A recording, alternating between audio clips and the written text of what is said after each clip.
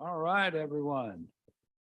Welcome. I'd like to call this March 14th meeting of the City Council of Charleston to order. Madam Clerk, would you please call the roll? Councilmember Gregg, Councilmember Shealy, Here. Councilmember Saccharin, Councilmember Mitchell, Councilmember Brady, Councilmember Gregory, Councilmember Waring, Councilmember Seekings, Councilmember Shade, Councilmember Bowden, Councilmember Appel, Councilmember Parker, Mayor Tecklenburg. Here.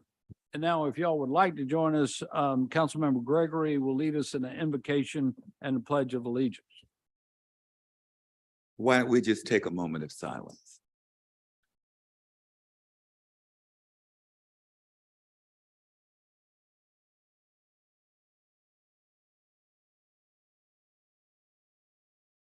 Amen. Amen. Silence really sounds good. Thank you to the Republic for which it stands, one nation under God, indivisible, with liberty and justice for all. Thank you so much. This evening, we have 4 items under presentations and recognitions.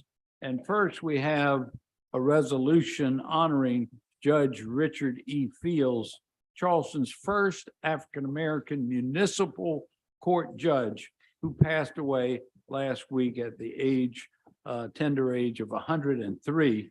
And we are honored here to have tonight his daughter, Diane Fields Reed, Miss Reed, and Circuit Court Judge Deidre Jefferson. Would y'all please come up and join me as I read the resolution, and then if you're willing, we'd love to have a few words from you this evening. Come on up and stand with me. Thank you.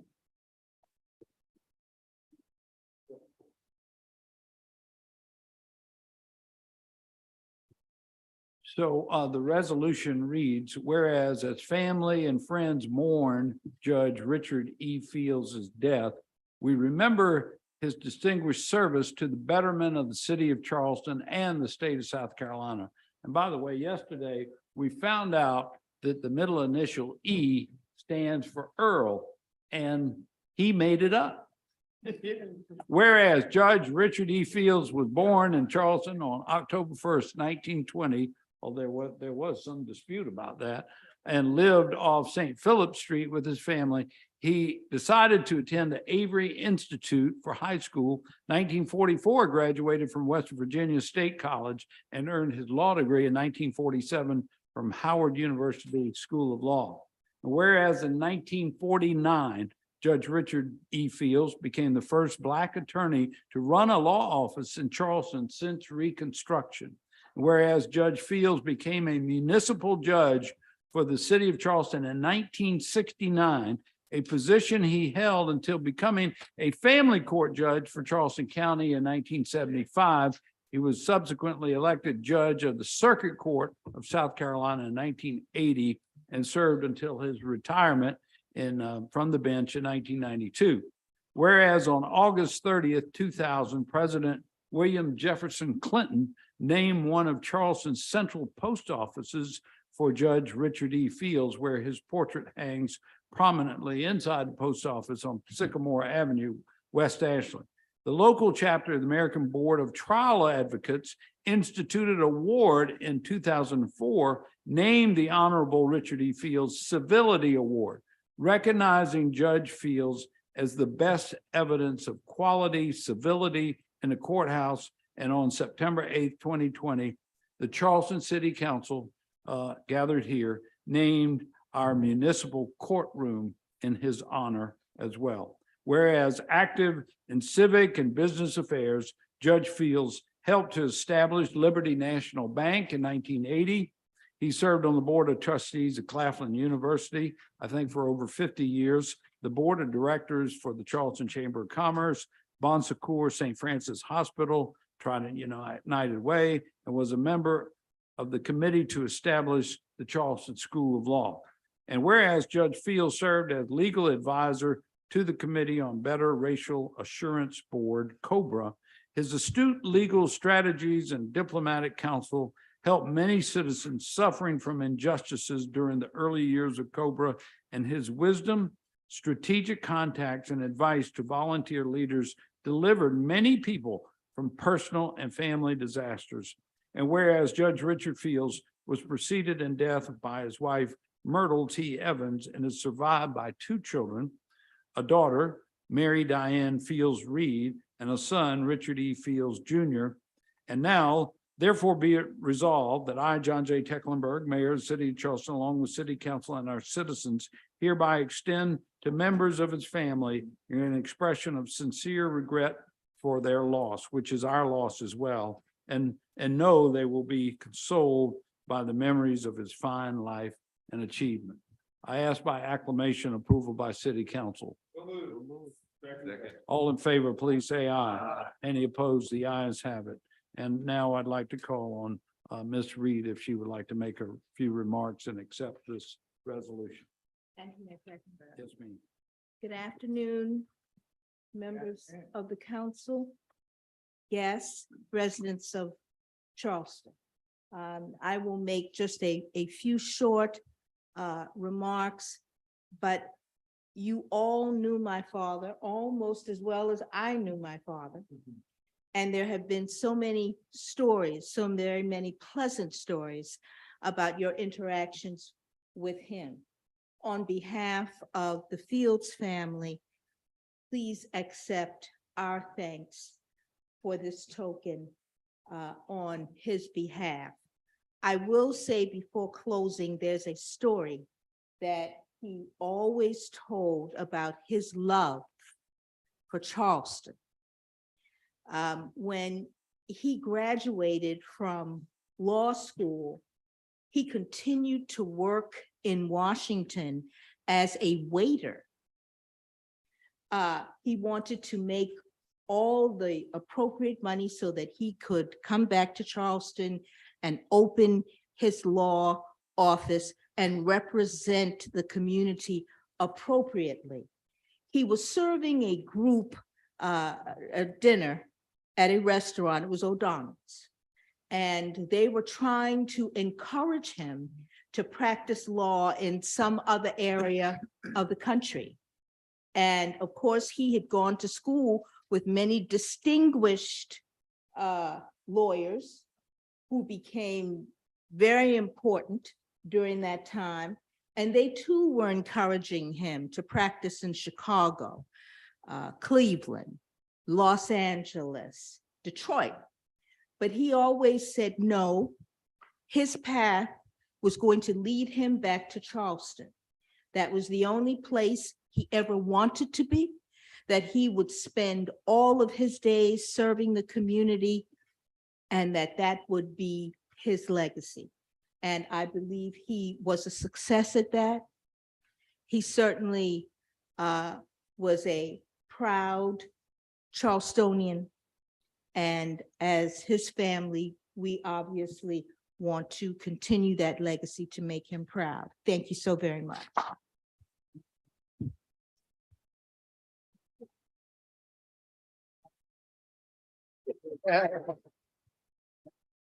If I may, I mean, we don't get a circuit court judge here very often. Judge Jefferson, would you like to make any I remarks? was really hoping I could be seen and not heard. I think Diane summed it all up. When I spoke to the paper, they asked me for some comments and I said, you know, we know him as a legal icon. We know him as someone who made so many ways. All of us stood on his shoulders. But the one thing I think that he would really want to be known as was just a good human being. And that's what he was. He loved people. He loved this community. He loved the legal community. And above all, he loved his family. And so we thank you tonight for honoring him. He would be, Diane and I were saying the other night, he would just be thrilled by all of this. He would just be having a wonderful time. So thank you all so very much. God bless. God bless. Councilmember Shade. Thank you, Mr. Mayor, and Councilwoman Waring and I sat together yesterday and for the funeral services, it lasted 2 hours, and with all the speeches, it didn't seem like it was a 2-hour service. And your remarks were right on point. And there was judges from the federal bench, circuit bench, family court bench, probate, and municipal court, plus several other elected officials. But something that, there are two things that touched me, and one was the comments about, of all the things that Judge Field has done in his life, what was incredibly important was that he was a man of faith. And his dedication to his church, and we heard it 1,000 times, how much he loved his church. But I guess when we pass from this world to the next, if anybody could say just one thing about us, is that we were a person of God and a person of faith. And it was very clear and obvious that he was all of that, and that transcended every other accolade he could have had. The other thing is that which Justice Beatty made some comments on behalf of the judiciary, and you made these comments too, Mayor. In 1969, Mayor Gilliard appointed Judge Fields to be the first African-American judge on a municipal level, on any level in the state of South Carolina. And he reflected on that. Judge Jefferson is a product. And she followed in Judge Fields' footsteps as a family court judge and as a circuit judge. But when you look at the number of people of color and women who were wearing black robes yesterday in that church, and Justice Beatty touched upon it, he said, we would not be here but for Judge Fields' acceptance of the challenge. And so this morning I called Foster Gilliard, and I was just curious as to, and I said, Foster, did your dad ever talk about this appointment? Yeah, and I was somewhat curious as to why Palmer Gilliard moved in that direction. And he said, you know, Peter, my dad appointed Morris Rosen as corporation counsel, and that was a switch from somebody else who thought they had it. So one of the first, he was very prominent, obviously, Jewish member of our community became our legal advisor in the city of Charleston. And he said, Dad wanted to make sure he had the best of the best. And that was true. And appointing Richard Fields as a municipal judge was appointing the best of the best, because he thought that was in the best interest of the city. The mayor and I were present when we did the dedication at the courthouse, and we pulled a couple of artifacts. I'm going to give you one is actually the resolution back in 1969, and we found this letter that your dad wrote. And I wanted to read this into the record, part of it, and accepting that he wrote to Judge Gilliard and said, and it's very lengthy, but I'll just read one paragraph. Should you at any time feel that my moving out of the position to which I have been elected will be in the best interest of this city, feel free to suggest it. I have depended upon you for advice and guidance in a number of matters in the past, and I look forward to the continuation of that relationship. Your sponsorship of my election has favored my family and me far beyond our capacity to adequately respond. Now, that's Judge Fields, a man who had humility to the very end. And I just thought it was very important that our record reflected that today in honor of Judge Fields. And I'm going to give you all these two papers that had the resolution in his letter. Thank you, council member. That was terrific. I remember that being recited when we dedicated the courtroom. Councilmember Waring. Thank you, Mr. Mayor. When we left the funeral on yesterday, I've never seen so many smiles on people's faces. It was like we were at a reunion. Good times were held in that church on yesterday. And you're right, Councilman Shade. It was clear when Chief Justice Beatty said, all of the women, there were no women on the courts by the time when he got appointed. Obviously, he was the first African-American male.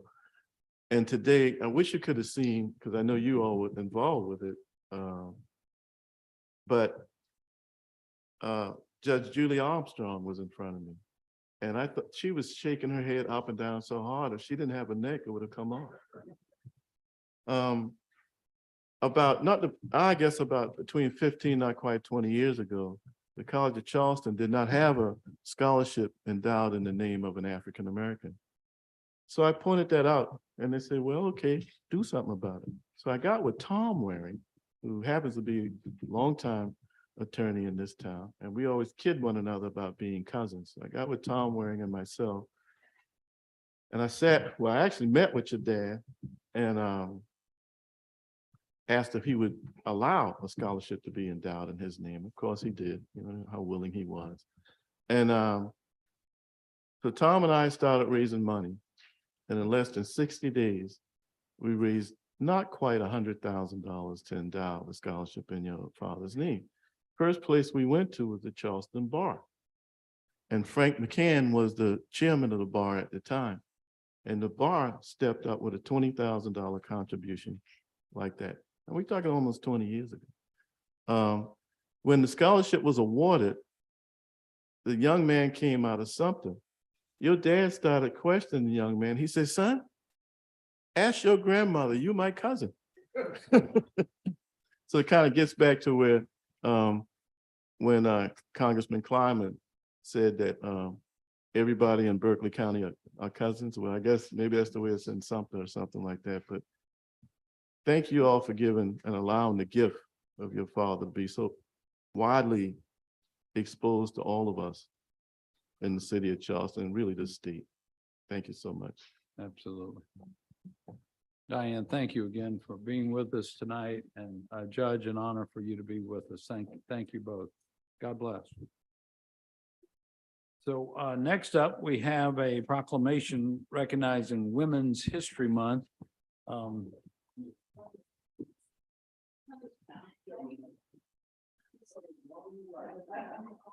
Yeah, you don't have to go. Sometimes we do an all-nighter here, you never know. Not tonight, though. Councilmember Parker, would you please join me up here as a member of the Commission on Women? We got a couple of amazing women with us here as well. Whereas Women's History Month began as a national celebration in 1981, when Congress requested the president proclaim the week of March 7th, 1982 as Women's History Week. Congress continued to pass joint resolutions, and by 1987, after being petitioned by the National Women's History Project, designated the whole month of March in 1987 as Women's History Month. Between then and 1994, Congress passed additional resolutions of that nature.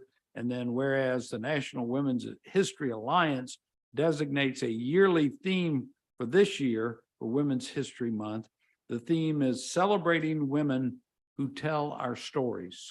Women who tell our stories, and recognizes women who have been active in all forms of media and storytelling, including print, radio, TV, and all the rest. Whereas throughout American history, women of all ages, classes, and ethnic backgrounds have made countless and valuable contributions to the growth and strength of our state and nation, both chronicled and unrecorded. And whereas comprising a significant part of the labor force working inside and outside the home, women continue to play critical economic, social, and cultural roles in every segment of life. Whereas women played a critical role in the establishment of early charitable, philanthropic, and cultural institutions, and currently make up the majority of the volunteer labor force throughout the world. And whereas recognizing critical weaknesses in the fabric of the nation, women have acted as catalysts for change and have served at the forefront of major progressive social movements, advocating for important causes like abolition, emancipation, civil rights, and women's rights to vote and gain equal opportunity. And whereas the city of Charleston would like to acknowledge the city's Commission on Women and all its members and thank them for important work they continue to do to improve the lives of women in our community. Therefore, I, John J. Tecklenburg, Mayor of the City of Charleston, we proclaim March 2023 as Women's History Month in the city of Charleston. May I give this to you? There we go. Council member.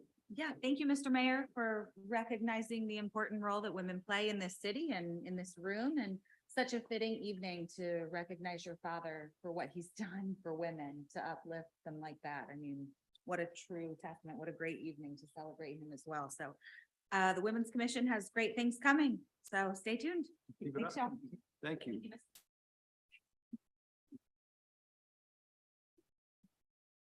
It's proclamation night tonight, y'all. So next up is a proclamation recognizing the American Red Cross Month. Anytime our friends and neighbors are in need here in Charleston, the American Cross is there. We're honored to have Low Country Red Cross Board Chair Katarina Forging here with us tonight. Katarina, would you please join me at the podium? She is a volunteer chairman of the local effort. Y'all may know Katarina.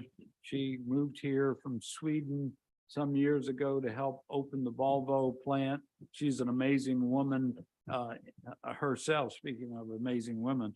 And the effort that she puts in to help the American Red Cross is really admirable. Thank you for your advocacy for the Red Cross. So the proclamation reads, whereas during American Red Cross Month in March, we celebrate the humanitarian spirit of Charleston and reaffirm our commitment to helping ensure no one faces a crisis alone. Whereas caring for one another is the heart of our community, exemplified by the people of Charleston, whose simple acts of kindness through the Red Cross provide help and hope in people's most difficult moments, continuing the life-saving legacy of Clara Barton, who founded the organization more than 140 years ago to prevent and alleviate human suffering. And whereas in the Low Country, local families have relied on the Red Cross of South Carolina volunteers for comfort and hope while coping with the pandemic, home fires, tornadoes, floods, and storms. Last year, over 630 active volunteers served in local communities, deployed to local disasters, and responded in person and virtually to national disasters like hurricanes and wildfires. Volunteers also helped more than 1,400 people affected by over 360 home fires in Low Country by addressing their urgent needs like food, lodging, and recovery support. And I know everybody thinks about the Red Cross for donating blood, but they are there every time there's a home fire and someone is displaced. And that's happened 2 times, notably in our city in the last year. Once, both West Ashley, once about a year ago, and then just recently in Councilmember Shealy's district out on Marietta Drive. I think there were 24 units displaced. Who was there to help them right away? The Red Cross. They're remarkable. Whereas every day these ordinary individuals lend a helping hand, make an extraordinary difference for neighbors in need. Whereas their support, volunteerism, and generous donations are critical to our community's resilience, we hereby recognize the month of March in honor of all those who fulfill Clara Barton's noble words, quote, "You must never think of anything except the need and how to meet it," and ask everyone to join in this commitment. Now, therefore, I, John J. Tecklenburg, Mayor of the City of Charleston, do hereby proclaim March 2023 also as American Red Cross Month in the city. There we go. Katarina.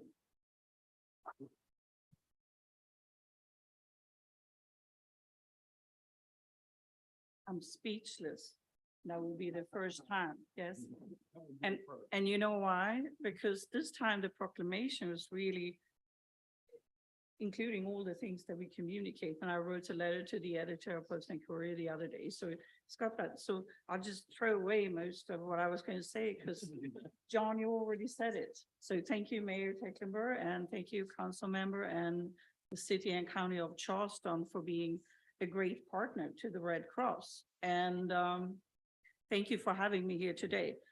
I want to make a few notes. You talked about Clara Barton, and it was a long time ago. She founded the American Red Cross about 20 years after it was originally founded in Geneva.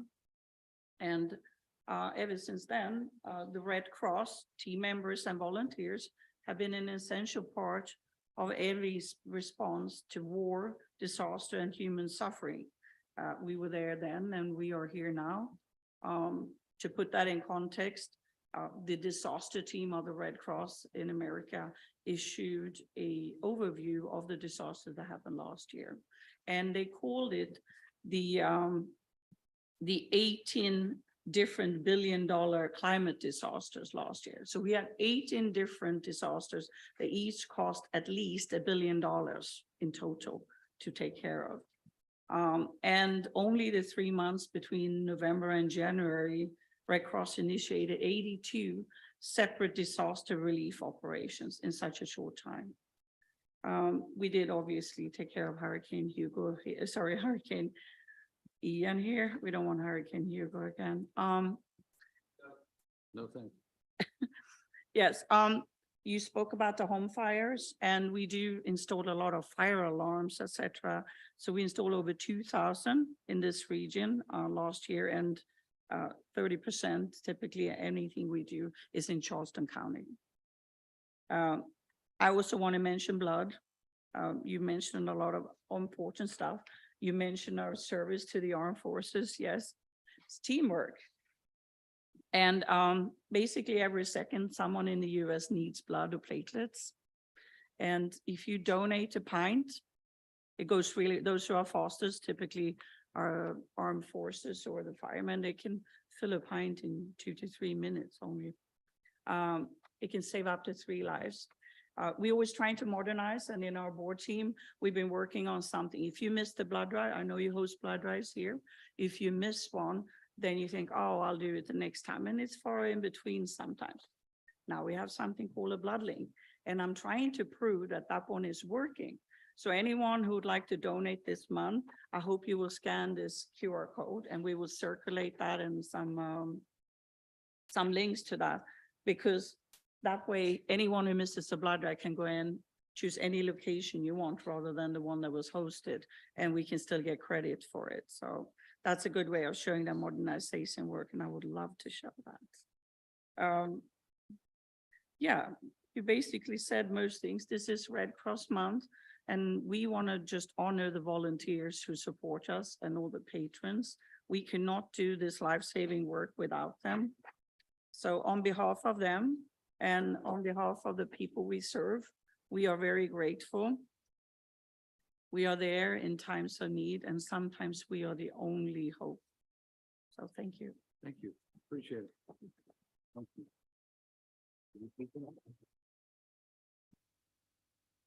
And I leave that with you. You don't need this with me. Thank you. I scanned it. The little form comes right up. I think our council members know we do our own City of Charleston blood drive multiple times a year, and I invite everyone to participate that can. All right. Thank you, Katerina. Finally, tonight we have a proclamation honoring Tuan Brockington Fielding. Tuan, would you please join me up here on the podium? Speaking of another incredible woman.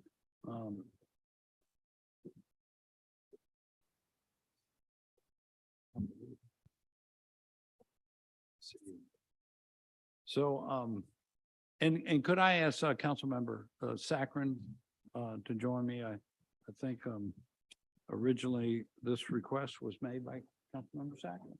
Yeah.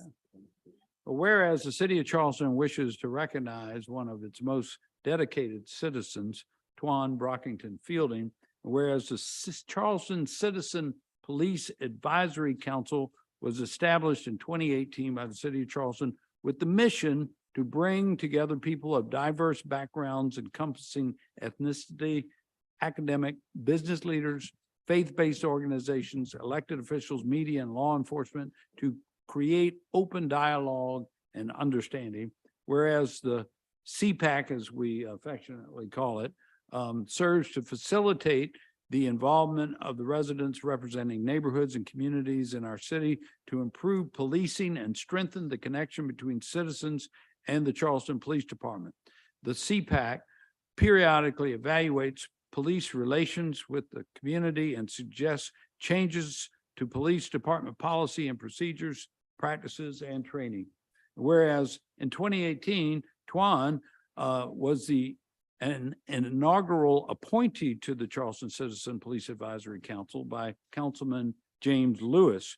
and was subsequently appointed to serve as the inaugural chairperson by yours truly. Tuan was elected by her peers and continued in that post in 2021 and 2022. Whereas under the leadership of Tuan, the Charleston Citizen Police Advisory Council has focused on Charleston Police Department's implementation and recommendations listed in the 2019 racial bias audit in the areas of traffic stops, policies and procedures, and community engagement. And whereas Tuan Brockington Fielding's contributions as a thoughtful, inclusive, and enthusiastic leader are unparalleled and will be greatly missed by both her fellow CPAC members and the Charleston Police Department. And whereas the city of Charleston would like to thank Tuan for her years of dedication and exemplary service to the community as chair of CPAC, as well as her many other past and current civic endeavors. And might I mention that she's an incredible musician, pianist, and organ player as well. Now, therefore, I, John J. Tecklenburg, Mayor of the City of Charleston, proclaim this day, March 14th, 2023, it's Tuan Brockington Fielding Day in the City of Charleston. Tuan, thank you.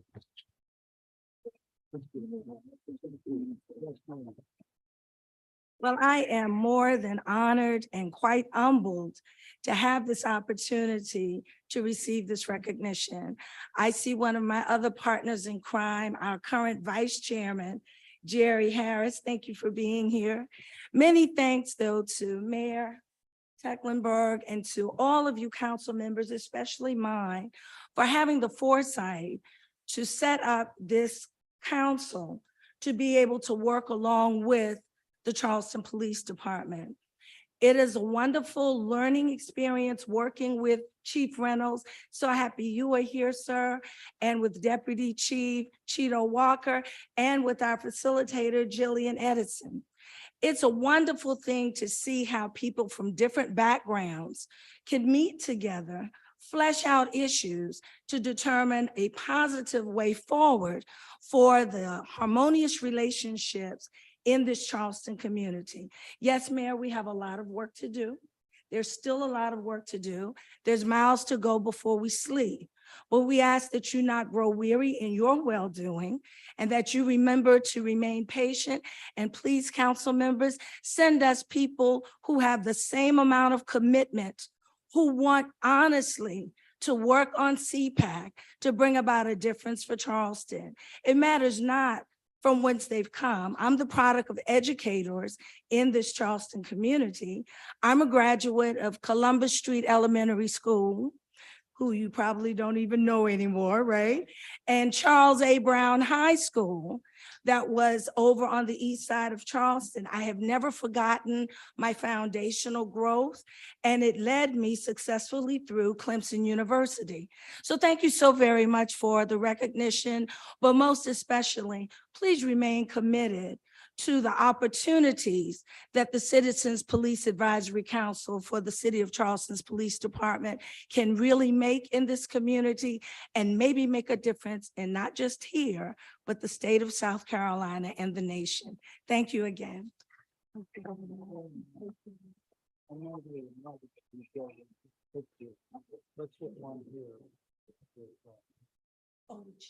No, right here first.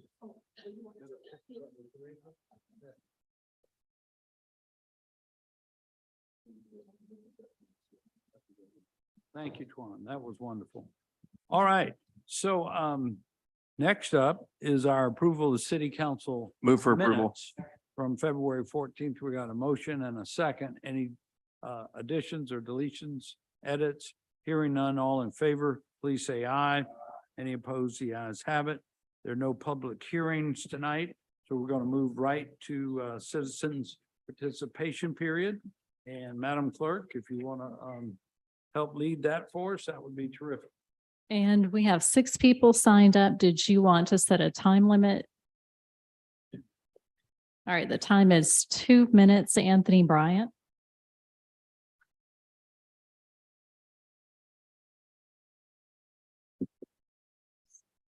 Dissent is important. How can the comfortable seek for the uncomfortable?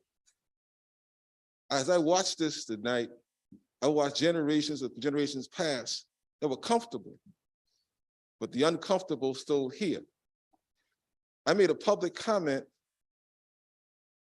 and to Homeland Security ended today, May 14th, today, 12 o'clock. It was faith-based groups, neighborhood associations, and Homeland Security, Department of Education, Labor, HUD. End of the day, it's online now. Just got on Facebook after about 10 years. A lot of my friends asking me, why did I do what I did? I don't have any children, I'm single, and I'm not married. But I think about George Stinney all the time. And I saw this case in Walterboro with this gentleman in Walterboro, the Bar Association. George Stinney lived for 14 years. He paid $1 million, close to get double life. He got what George Stinney would never get to this very day. His grandfather, historically, in 1920-something, was doing the same period of time George Stinney was executed, 14 years old. 14 years old, no skill set. City of Charleston right now, you need $60,000 to buy a house in this region. You under $60,000, you're at risk of being housed, unhoused, probably unhoused. Get used to it. We're in New York now. An alley gonna cost you some money. So I'm not here to be pleasing to you or comfortable to you, because people are uncomfortable. And then Dr. King said the 3 dimensions of complete life. He said, you know, life as it should be nice, but it's 3-dimensional. In yourself, your community, and your relationship with God. So the question becomes, you praying, but are you acting on your prayers?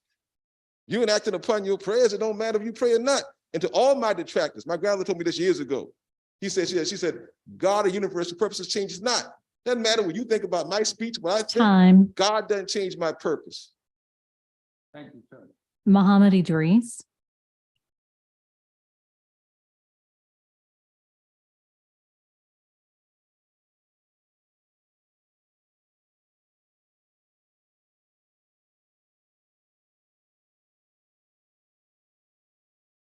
Evening.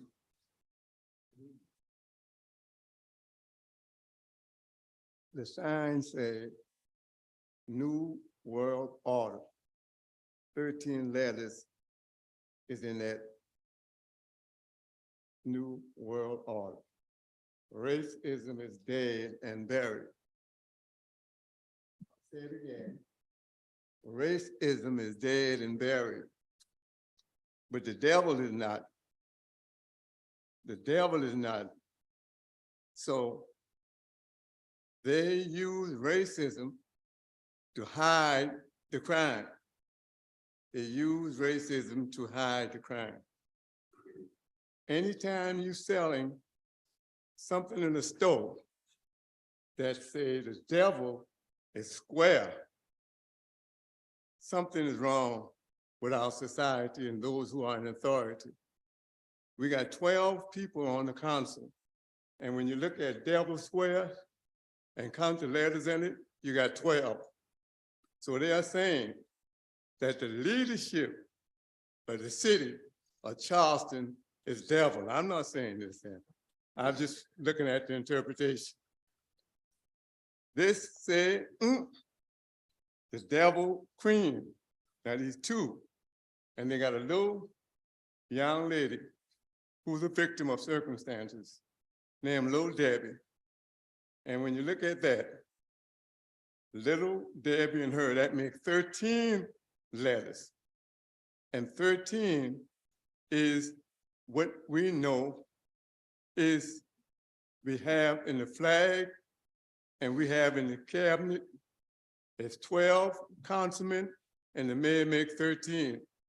So again, racism is dead. Some of my best friends is white, and I was born with white hair in my head, so I can't say, too much bad about white. I was born with that. So now, Time. the majority of you all, if you cut yourself, I don't care how black you is, the first thing you're gonna see is white skin. Thank you. Thank you, sir. Harris Cohen. Handout or. Yeah, thank you. So I'm here to talk about the lack of safety and cleanliness on King Street, particularly below Calhoun. It's not just the bars on Upper Calhoun at night that we've seen a lot of incidences. However, the first couple of pages, because my council person didn't hear about this, was 2 Fridays or early Saturday, 2 weeks ago, didn't hear about a 150-person fight out on Ann Street at King Street. So I would suggest that city council be given a report if something like this happens from the police or the mayor, so that they're notified, so they know what's going on with that. However, if you look at the third page, we have where a suspect pulled a knife on a vacationing couple on King Street 2 Sundays ago in the daytime. Now, how do I know about this person also? It's because he had an assault and a hate crime against me. The police chief Reynolds, I'm glad he's here. We do disagree on a lot of things, but we agree on some things, and I applaud him for saying we have to have follow through on these repeat offenders. This person, again, had an assault on me in which the judge gave him 10 days, which was the sentence which he'd already served. And for the hate crime, a hate crime, a suspended sentence. That's ridiculous. And this was one of your newly appointed judges, Mr. Mayor. That was Judge Byrd. 2 weeks later, he trespasses against the order, and it goes before Judge Herdina. He said, well, I didn't know that applied to me when I was working. I raised my hand and said, let's see the pay stubs. She goes, no, we're going to trust him on this. A few months later, he's trespassing again. 2 weeks after that, I call up the chief prosecutor of the city. He didn't know about it whatsoever. And I said, well, what are you going to do? He goes, well, I don't think I'm going to prosecute this because I don't think the judge is going to do anything. From a hate crime, that's ridiculous. The third picture, you see a vagrant in front of Chipotle, 2:30 in the afternoon. I had to call Consolidated, no police around. The next picture is a skateboarder going up King Street right in front of a police officer. Time. Less than a week after somebody was hurt on St. Philip, the police officer did nothing. The next one is somebody urinating on Sunday at 12:30, no police around. I'll stop at that. I'll come back to the next meeting. Thank you. Thank you, sir. Suzanne Hardy.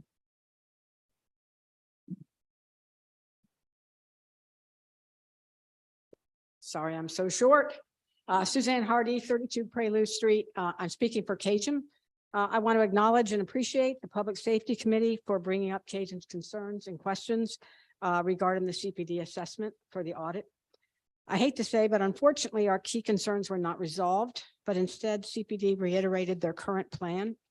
Our requests are really simple and reasonable, and we ask that council help us resolve these. One is we want the community to be included, to be able to comment and ask questions of CPD on the racial bias audit results, just as CNA recommended. We want to hear directly from CPD the disparity data, the analysis, and the plans going forward to alleviate these. We don't want to have to hear these through notes from a public safety meeting or CPAC. Those forums are closed to community discussion, and our thousands of Cajun members do not view either as substitute for our voices.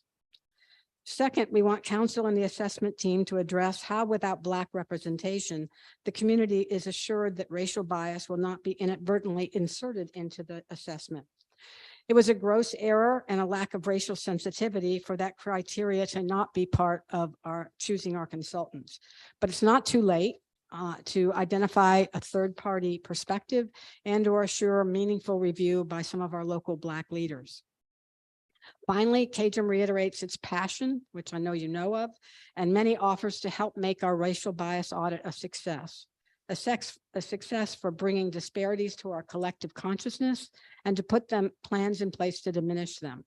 This is going to make all of us safer. I look forward to the time when our input is sought and accepted ahead of time, so we don't have to continually come back and complain after the fact. Where we are inclusive, where we work together to create the best and just city for all of us, not just in name, but in reality for the real people living under your guidance.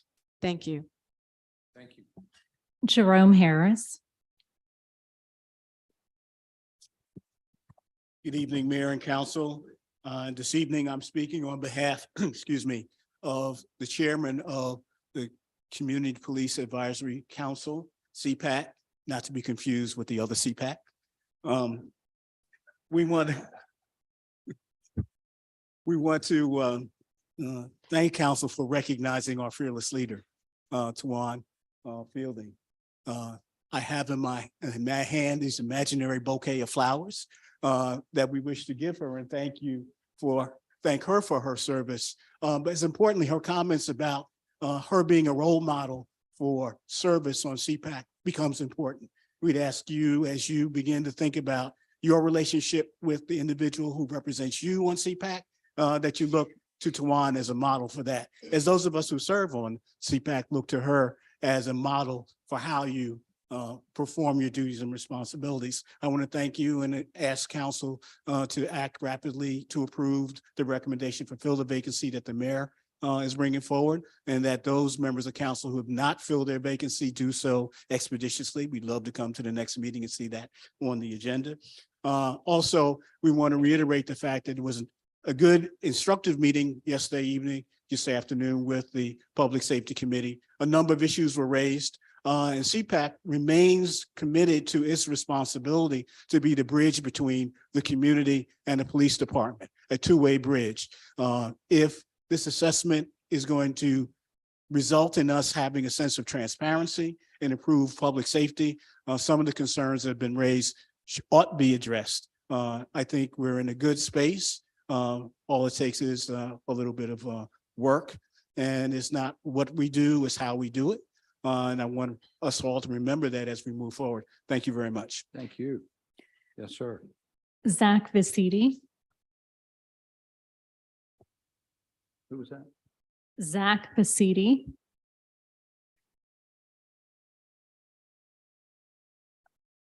All right, those were all the speakers that were signed up. We did receive 2 comments. One was from Anthony Bryant. He already spoke tonight and we forwarded that to you yesterday.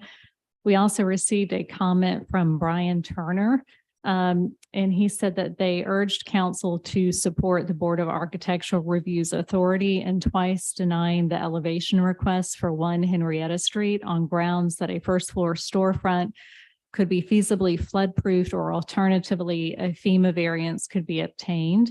Approving this agreement would send the message that if you are denied by the BAR, you can find a path to approval by a closed-door mediation process. And those are all the comments we received. Thank you, Madam Clerk. Did anyone else want to be heard while we have it open? We appreciate your comments this evening. Thank you for being part of our meeting and sharing with us. So next up is our petitions and communications. First is an appointment to the CPAC, to the Citizens Police Advisory Council. All right, we got a motion and a second. All in favor, please say aye. Any opposed? The ayes have it. You'll find that Harrison will be a great addition to the council. Okay, next, Miss Gianna Shaw Johnson saw a presentation from Trident United Way 211 hotline that she thought would be terrific to share with council, just to give an update of the input that the 211 system is getting with all the calls they take. And Miss Katie Reams is here with us from Trident United Way. Yes. Take it away. I think whatever's easy for you. I think it's best from there, because the podium gets in the way of. No, that's fine. That's fine. So again, I'm Katie Reams. I'm the director of 211 services for the state of South Carolina with United Way. And so, sorry, I'm a mover. Sorry. And there's that's a lot. All right. Okay, I got it. Thank you so much. And so what we do is we serve the community in a number of ways, and specifically what we're going to go over today a little bit is 211 services, how that's offered to the community, and then the data that we collect from that informs community needs. So we're going to run through that really quickly, and if you have questions, you're welcome to ask. I guess the middle button. Nope, that one. Great. Okay, so what is 211? Some of you might be from other states, may be familiar with 211, but if you've seen 1211, you've seen 1211. They all function differently in all the different states. Some states have 13 and 14 211 systems. We are lucky in South Carolina. We have one 211 system, which is all provided by local United Ways. All of your local United Ways pay for 211 to be offered in all of the local areas, specifically in our area of Dorchester, Berkeley, and Charleston County, Trident United Way provides all of that for free. There's 3 ways that 211 is provided. Most of you probably know you can pick up the phone and dial 211. People can pick up the phone, dial 211, get a live person 24/7, 365 in a number of different languages with translation services to walk through what's going on. So as you guys, I'm sure, are familiar, lots of things are happening, right, in our community and in our nation. People are struggling to pay rent assistance, struggling for food, struggling with substance abuse treatment, struggling to have mentoring programs for their children, struggling to find counseling things, among a million other issues. That is what we work to connect people with, is the community service providers, our local nonprofits that provide those direct services. Someone can pick up the phone at any time, call them and connect with them directly about who will help them in their area. And so we have over 3,000 service providers in our state. And so we walk individuals through what that looks like for them, who they can connect with, and how they can get connected to those agencies. We also have a website and texting. You're welcome to try that texting. I promise I won't be offended if you pick up your phone. You can text the keywords home, electric, DSS, or food to 211-211 and get direct referrals to agencies that can support you right here in Charleston. And so it's free to users. Again, that's supported by Trident United Way, and it's confidential. It's a big deal for us because we get a lot of calls from people that may be in domestic violence situations, unsafe home situations, and a lot of other varieties of things. But what we recognize is we have a ton of data. We know why people call, where people call us from, what they call us about, who they're referred to, and what happens with that. In 2022, we had over 76,000 calls from the state of South Carolina, 76,000 calls. So it's a lot of calls. Just in the Tri-County area, we had 10,766 calls. So that is just Charleston, Dorchester, and Berkeley counties. As you notice, that's about a 3% decrease from 2021, which is not too tremendous, but we do see a tremendous decrease in referrals. So you'll notice that referrals are double what our phone calls are typically. That's good for us. We want to offer people multiple food pantries to go to because transportation is a barrier, especially when there's bridges and bodies of water, right? And we recognize that eligibility and intake and when places are open may not work for everyone. So we offer multiple options. We also offer multiple options when they call about things like rent assistance, right? Because you don't just need rent assistance. You might need legal aid. You may need the housing authority. So we provide a lot of options for people, but you can see that's a 16% decrease from last year. That's a big deal. What that means to us and what we're able to glean from that is there are less programs and services available. That is simply the answer there. You'll notice particularly in Charleston County, that's the most important to you guys, that there is a 2% increase in calls. So while there was a 3% decrease overall, there was a 2% increase in Charleston County. You'll notice again with the referrals. So the blue is 2021 and the yellow is 2022. And overall, the blue is increasingly higher. So we offered way more referrals in 2021, even though there was a pretty close similar call volume. And what we know from that is when ERAP funding, ARPA funding, and CARES Act funding were running out. So as we got to the middle and then end of the year, those programs and service simply did not exist anymore. And so the community need was very similar, but where we could refer them to and what they could do was very, very different.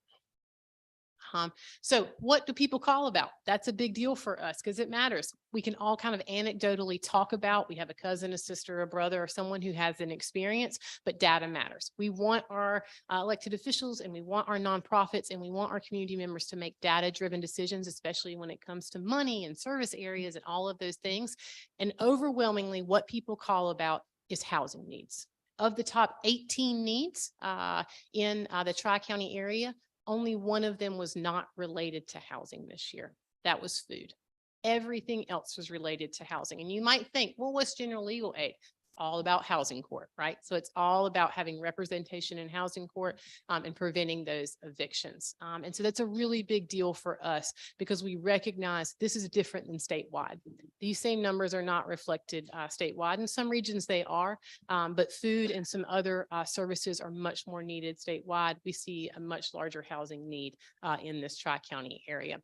And as you can see, it shifts quarter Things are very seasonal with our calls because taxes and when kids are in schools and weather is mild, people call less, right? When the weather is not so mild, kids are out of school, we see an increase in calls. And then you can also see that increase in calls as money started to run out towards the end of the year. And there was just simply not enough programs and services to go around. You'll notice the breakdown by city. We can get as granular as zip code, and we are certainly happy for anyone on this council. If you would like us to get you information for your district, we can do that. We can get as granular as zip code. We can break down demographics. We can break down who got referred to what agency. There's a lot of information for us, and we're happy to provide that for you to be useful as you guys make decisions. You'll notice that in particular, North Charleston received over 2,000 calls more than any other municipality. And they often receive more calls than any other zip code in the state. That is very common and it's a tremendous need. But you'll notice the need is pretty prevalent throughout. And then Charleston City is the second below that and is always number 2 in our numbers monthly or annually. So our hope for this is that you will use this data for grants, strategic planning, program and service area expansion. You guys make decisions about a lot of money. You make decisions about a lot of zoning. You make decisions about a lot of things. We would love for you to make that based on very fact-based information about community need.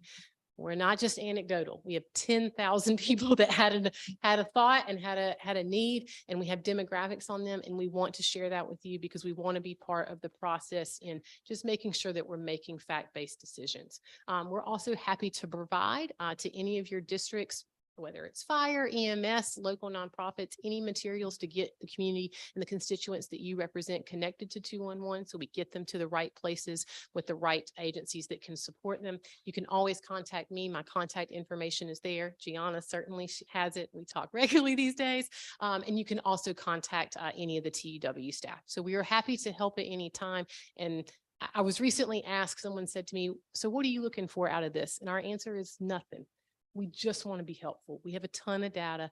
It means something. We're able to explain what's happening in real time. I can get you information as early or as most recent as yesterday. And so we want to provide you with real-time data as you're making decisions about the community. Thank you. Thank you, Appreciate it. Katie. Any questions for Katie? Yeah, I can answer anything. Yeah. Councilmember Brady. Less a question. I had the pleasure of sitting next to Katie at the Together SC conference up in Columbia, and also had the pleasure of working. I see Kathy Easley back there at Trident United Way. So I have a unique kind of insider's perspective on it. But also after I left United Way, I worked for Salvation Army, and we referred out to 211 all the time when people would call if we didn't offer the service, and we would refer out. And so I would remind my colleagues that the city of Charleston does participate in the Trident United Way campaign. Yes. That goes out. That's the little form that we usually get mailed to us. And so, I would just encourage you, having sat on both sides of this both raising money for United Way as a fundraiser, but also now serving as a donor for United Way, because I've been on both sides. I would encourage you next time we go back around with that to keep this presentation in mind, that it's not just, please donate a few dollars out of our meager council paycheck, but to really invest in the community and folks that need our services. And you see, we're number 2 for the city up there as well. So obviously there's folks in need, and United Way is doing a great job helping that out. So thank you guys for what you're doing. Thank you. Thank you. Thank you very much. Councilmember Parker. Thank you, Mr. Mayor, and thank you, Katie, for that Sure. presentation. We've been talking about grants a lot recently, and it's something, I'm trying to keep a close eye on, but if I can ask, help me help you. So if there's something, I know that our city already does a great job with going after those grants. I know in Gianna's division and police and fire, but all of these different aspects that you guys are sort of a one-stop shop. But if there's a specific, need or grant that you know of, we might not know of it. We might not know about it. So please let us We would know. love that. We would love that. We would love to participate in any way that we can. Okay. Absolutely. thanks. Any you. questions? Any other questions? Thank you, Katie, for Okay. being. Thank you with us guys for and your the time. work y'all do. And it's a good reminder for good reminder for us with our constituent service. If you don't readily know, who to refer someone to, they could just call 211 and good likelihood they'll find some help for what they're looking for. So thank you for that. So next up, we have a consideration of a mediation agreement, settlement agreement, Whitty versus the City of Charleston and the Board of Architectural Review. And I see Magali stepping forward to present this to us. Good evening. We are requesting your approval on this mediation settlement pursuant to Title VI, Chapter 29 of the State Code. To the extent that it's not clear in the mediation documents, the settlement documents you've received, we suggest adding under Section 4B4 all provisions stating that the first floor will be flood-proofed. We've discussed that change with counsel for the property owners and they're in agreement with it. And I'm happy to answer any questions you might have about the agreement. Yes. All right. Councilmember Mitchell. Yes, Mayor, I'm gonna move for the approval on that. This was going through the neighborhood association for the past 2 years. Yes, sir. And they voted unanimously to approve that at the time, and that couple that's trying to do what they do there, they're working hard on that, so I would just put them for approval for it and ask my colleagues to All right. approve it also. Sure, we have a motion and a second. Councilmember Sackman. Thank you, Mayor. Is it possible just to kind of give us a Cliff Notes version of the denial and Sure. the resolution? Absolutely. Thank So the property address is 1 Henrietta and it is a 2-story corner store. The owner's initial request to elevate the building to above the DFE was denied. So in the mediation process, we devised some alternate mediation design, which would allow them to incorporate certain changes, but without elevating the building. So they can flood proof it. And then subject to these other design changes, they're able to make some of those changes that they wanted without having to elevate the building, which was the main concern from the BAR. Follow up. The applicants wanted to raise it? and They did want to They did. raise it above the DFE, and that was the basis for the denial by the BAR. So they wanted to raise it out of the flood. Yes, above the DFE, and the I guess concern from the BAR was that that would be too significant of a change to the form of and function of the building. This is in Councilman Mitchell's district. Yes. That's I believe correct. so. Thank you. Thank you. Any other questions or comments? Councilmember Parker. I'm with you. I sort of needed the Cliff Notes version on that one. I did read what y'all sent, but are we setting any type of precedent here? No. I'm Nope. sorry, we what? No. Okay. Setting any type of precedent. All right. We're not. That's in fact actually right out of the state code that any settlement approval does not set a precedent. All right, any other questions or comments? Hearing none, all in favor, please say aye. Any opposed, the ayes have it. Let the record show it was unanimous. All right, next up is our council committee reports. First is up. Oh, council communications, I skipped one thing, sorry.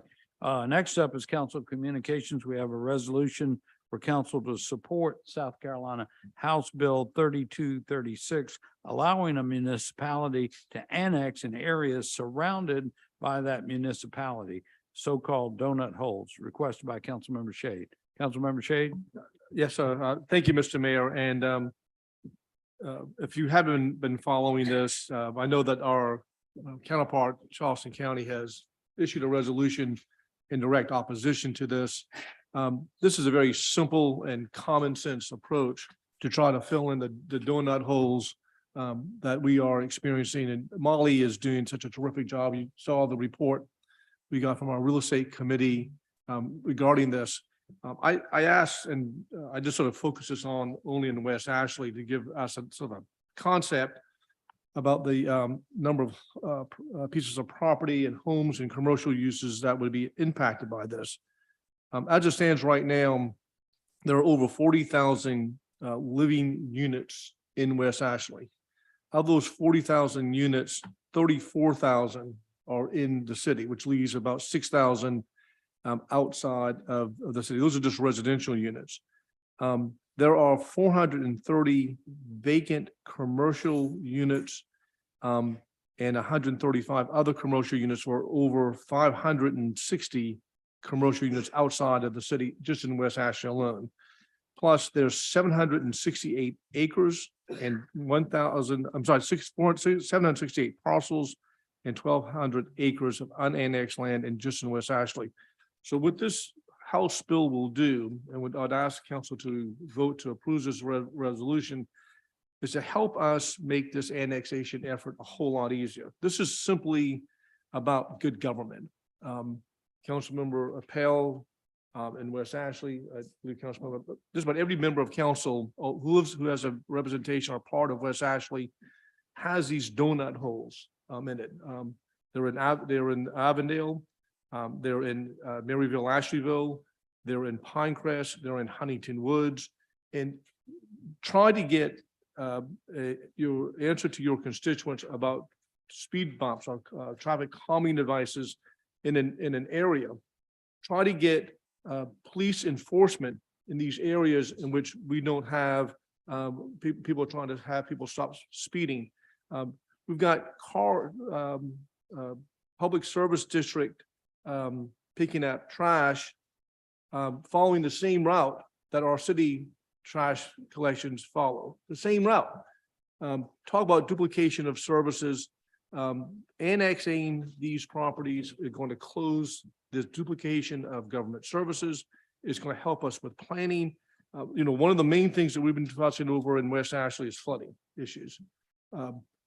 Stormwater does not follow boundary lines. It doesn't follow if you're in the city of Charleston, not in the city of Charleston. And the collaborative efforts that we need to have, we heard that today at Traffic and Transportation with the improvements on Highway 17, dealing with Mr. Palacios's property off of DuPont and the Wapu Orleans Road area.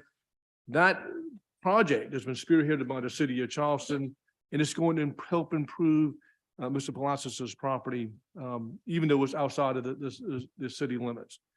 I can go on about this. It's one of my pet peeves about annexation. I think approving this resolution is a very clear and direct signal to our Charleston delegation that we support this. This is important for us to have this resolution approved. And I would urge my council to vote for this unanimously. Thank you, Mr. Mayor. Is that a motion? Do I have a second? Councilmember Parker, then Brady, then Shealy. Okay, I saw you first. Thank you, thank you, Mr. Mayor. I mean, Councilmember Sure. Parker. Thank you, Mr. Mayor. I am completely with you, Councilmember Shahid. This is certainly something on James Island that we see. I mean, obviously our public services suffer. That's probably the biggest issue. My hesitation or my concern is, I also hear from a lot of people on James that, regarding building, okay, regarding what they're allowed to do on their property, whether it's city, town, or county, okay? So I do just wonder what would your response be to that? Because I understand that we're getting, I know that this is just a resolution, and it has to go past through a lot of other steps before we can do this, but I'm just curious what your response to that would be, just sort of that forcing of annexation. I'll recognize Councilmember Shade again. Thank you, Mr. Mayor. Well, James Island is unique in a lot of ways. James Island is unique. So you have the city of Charleston, you have the town of James Island, you have the county, and you have a public service district. You got 4 different government agencies. And this bill is not set to push out the boundary lines of the city of Charleston. If that happens, that'll happen more of a natural occurrence if the property owner wants to do that. I did not look at the numbers tonight as to James Island, but I did look at the numbers tonight about the cost of being incorporated into the city of Charleston. Your property taxes go down significantly. And the services that you get, this is sort of what the silliness of all this is. If a fire breaks out on James Island, you're going to have a public service district fire truck and a city of Charleston fire truck respond to that. That's going to happen. So what you're going to pick up from the city mainly is something dealing with planning issues, and it's going to make sure that at least the planning that takes place out there is more concurrent, more systematic than a hodgepodge. So a prime example of this, off of Sam Rittenberg Boulevard, there was a bylaw that was tucked away off of Sam Rittenberg, in between Sam Rittenberg and Orange Grove Road. That bylaw closed. What was built there and replaced was Palmetto State Armory. Palmetto State Armory wanted to place in that building a firing range, which is prohibited by our existing zoning. However, if you go further down Sam Rittenberg, an unincorporated area, there is a firing range over there. Because my constituents were extremely upset about Palmetto State Armory coming next door to a residential community with a concern of a firing range, and backed up right up to Northbridge Baptist Church. So our zoning helped prevent not a viable commercial business, but it did stop having a zoning, firing range take place. So there are issues, I think, that not everybody's gonna be happy, Councilmember Crocker, but I think overall it's gonna add a level of symmetry to the area. And I would hope that doing that will alleviate a lot of the concerns that you folks have on James Island. And of course, by supporting this resolution, we're not making this happen. We're just urging the legislature to make it happen. Its chances up there. We'll see about that. Councilmember Brady and then Shealy. Thank you, Mr. Mayor. So I share, like some of my colleagues in West Ashley, the frustration of the donut holes, especially as it comes to putting a burden on the city and also on the public service district for that matter, where we're having to negotiate agreements where, because we're going down the same street, we have duplication of services. We're having to waste our time entering into these agreements when the fix is clear. And the legislature is looking, at least in this iteration, though I'm not sitting in Columbia, so I'm not having input into it, but for the constituents, they'll look at a piece of property and can't understand why it's in the unincorporated county. It's literally next to a city property, or in this case, surrounded by city property, and they just can't understand that, well, the developer made a decision that they wanted to develop in an easier place to do business. This gives us the ability to, when something is, I would argue, urban in nature, like it looks like it could just be part of the city and it's surrounded by the city. This bill, as it currently stands, would help us kind of fix those issues.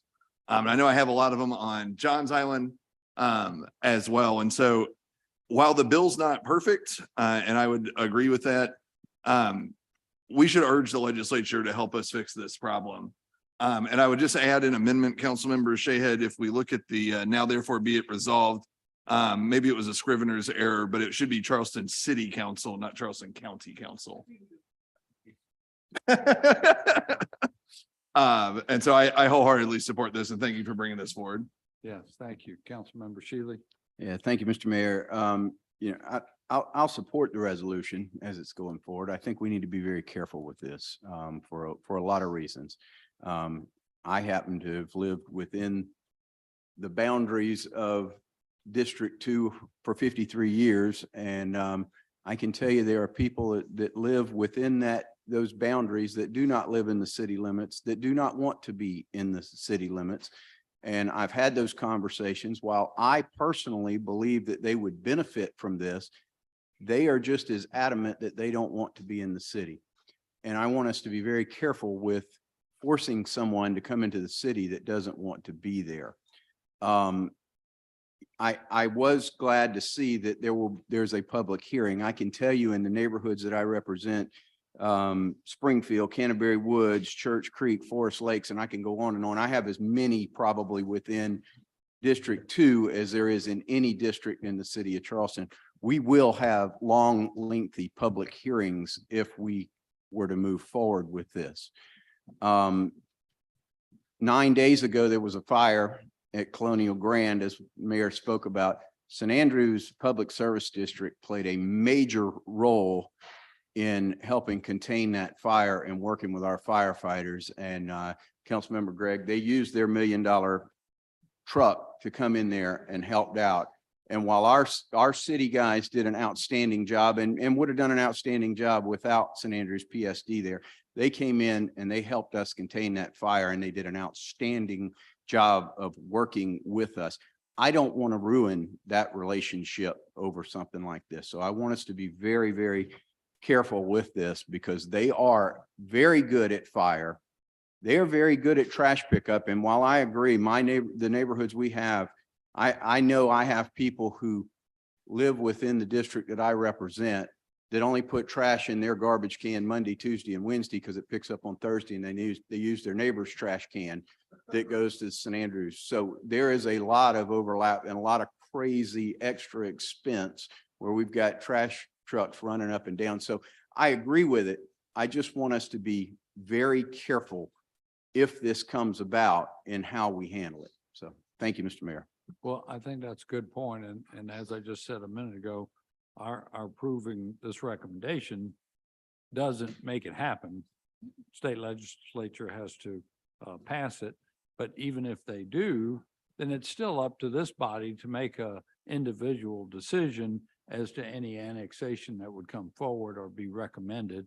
And I'm sure with public hearings and input from citizens who resolutely were opposed or whatever the case might be, you know, that we would act with all good judgment. I would like to think so. So at this point, we're just trying to give towns and municipalities a tool if they choose to use it, And that's why the Municipal Association of South Carolina supports this. And I think in the long run, it's a good thing to have. Councilmember Brady. And I was just going to follow up on that as well, that while this is unusual in South Carolina because of the way that it's predominantly voluntary, this is fairly common in most states that have the whole concept of unincorporated counties. I know growing up in North Carolina, I mean, the city of Asheville would forcibly annex if there was a development that went in adjacent to the city limits that looked like it should be in the city. They would go through the 3 readings, the public hearing, and annex it. So while it's unique in South Carolina that we don't have it, this is not something that's like not happening in other places, in other major metropolitan areas. So I just wanted to make sure that that was on the record as well. Yeah. All right. Councilmember Shade. Just one point of process, Mayor, assuming that we pass this resolution, I would ask the clerk to make sure that we send the resolution to the our local delegation. Yes. Local. Absolutely. Anyone else like to be heard? Councilman Waring. I really thank my colleagues for all the words that they said. You know, I've been in favor of this before they even had it in Columbia on the agenda up there. In particular, West Ashley area that we live in, the millage rate is 50% more than the city of Charleston. 50% more on property taxes. So I think elevating this conversation, a lot of the old time residents that are big proponents of the remaining in the PSD, they still believe that their taxes are lower in the PSD than the city of Charleston. That hadn't been the case for almost a decade. They just don't know. We have and we need more money, but we have one of the best stormwater departments in any municipality in the state of South Carolina. Look at the complex projects that we're doing. The PSD doesn't even have a stormwater department. Now, and you're right, Councilmember Shea, in that water doesn't know any jurisdictions, but we actually need a coordinated effort, kind of like Councilmember Ross has been doing, pulling together the state, pulling together the county, working with the city, but we can't work with the PSD. Well, they can talk, but financially they can't fund. And we actually need a funding mechanism for a lot of these ditches and pipes and culverts that needs to be upsized to keep water from coming in people's homes. A number of council members around this table, it's one thing to have a flooded street, it's one thing to have a flooded yard, but when you have to literally pray that water that stops raining so water won't intrude your home, I've got people across my district that 3-4 inches of rain. I'm not talking about a storm, and you do too, Councilmember Bowden. We need a coordinated effort working with government, and the mayor, you're doing a great job on that. I'm a councilman around the table, pulling together that council of governments to work together. And this is just another tool, like the mayor said. So I invite the public hearings, because what it does is it is going to form a lot of people who've been passing along obsolete information, thinking I'm staying in the PSD because I pay lower taxes, and in the inflationary times we're in, when you can basically get a 50% reduction on your owner occupied home, in most cases, people can take a small vacation with that savings. They just don't know. Thank you, Mr. Mayor. Thank you. Any other comments, questions? Councilmember Parker? Councilmember Gregg? Thank you, Mr. Mayor. I'm gonna support this resolution, but I would like to point out that if you are in Berkeley County and you go into the city, your taxes will be higher. So it's a little different in Berkeley County. So I would like to put that on the record to make sure everyone knows that I am not voting to forcefully annex anybody into Berkeley County. Thank you very much. Berkeley County or the city? Thank you, Mr. I was asking a question. He said Berkeley I'm County. sorry, if you live in Berkeley County and you annex into the city, your taxes would go up. That's right. Councilmember Parker? Thank you, Mr. Mayor, and Councilmember Shealy, you said, you spoke my sentiments perfectly. Same thing on James Island. So while I support this resolution today, I also understand Councilmember Waring. It's great to have those conversations with constituents, because my job would certainly be easier if this were done. The multi-level, as you know, on James Island, makes it complicated, but it's still a mindset of, forcing the annexation. So thank you. Great. Any other comments, questions? All in favor, please say aye. Any opposed? The ayes have it. Now for our council committee reports. First up is Committee on Human Resources, Councilmember Gregory. Mr. Mayor and Council, the Committee on Human Resources met on March 9th. And we had new business relating to staffing and retention report, the recruitment update, and the upcoming recruitment efforts. And I must say that based upon the numbers that we were given, that our actions in terms of increases in salaries, et cetera, seems to be making a difference in each one of those areas. So things are very promising. Now, we have requested from HR to send those slides to all council members.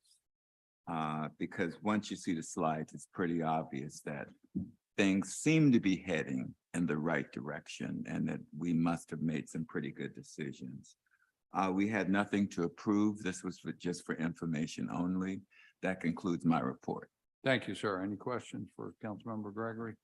Hearing none. Next up, our Committee on Public Safety, Councilmember Shade. Thank you, Mr. Mayor. The Committee on Public Safety met yesterday at 2 o'clock. You have in front of you a very full and detailed agenda.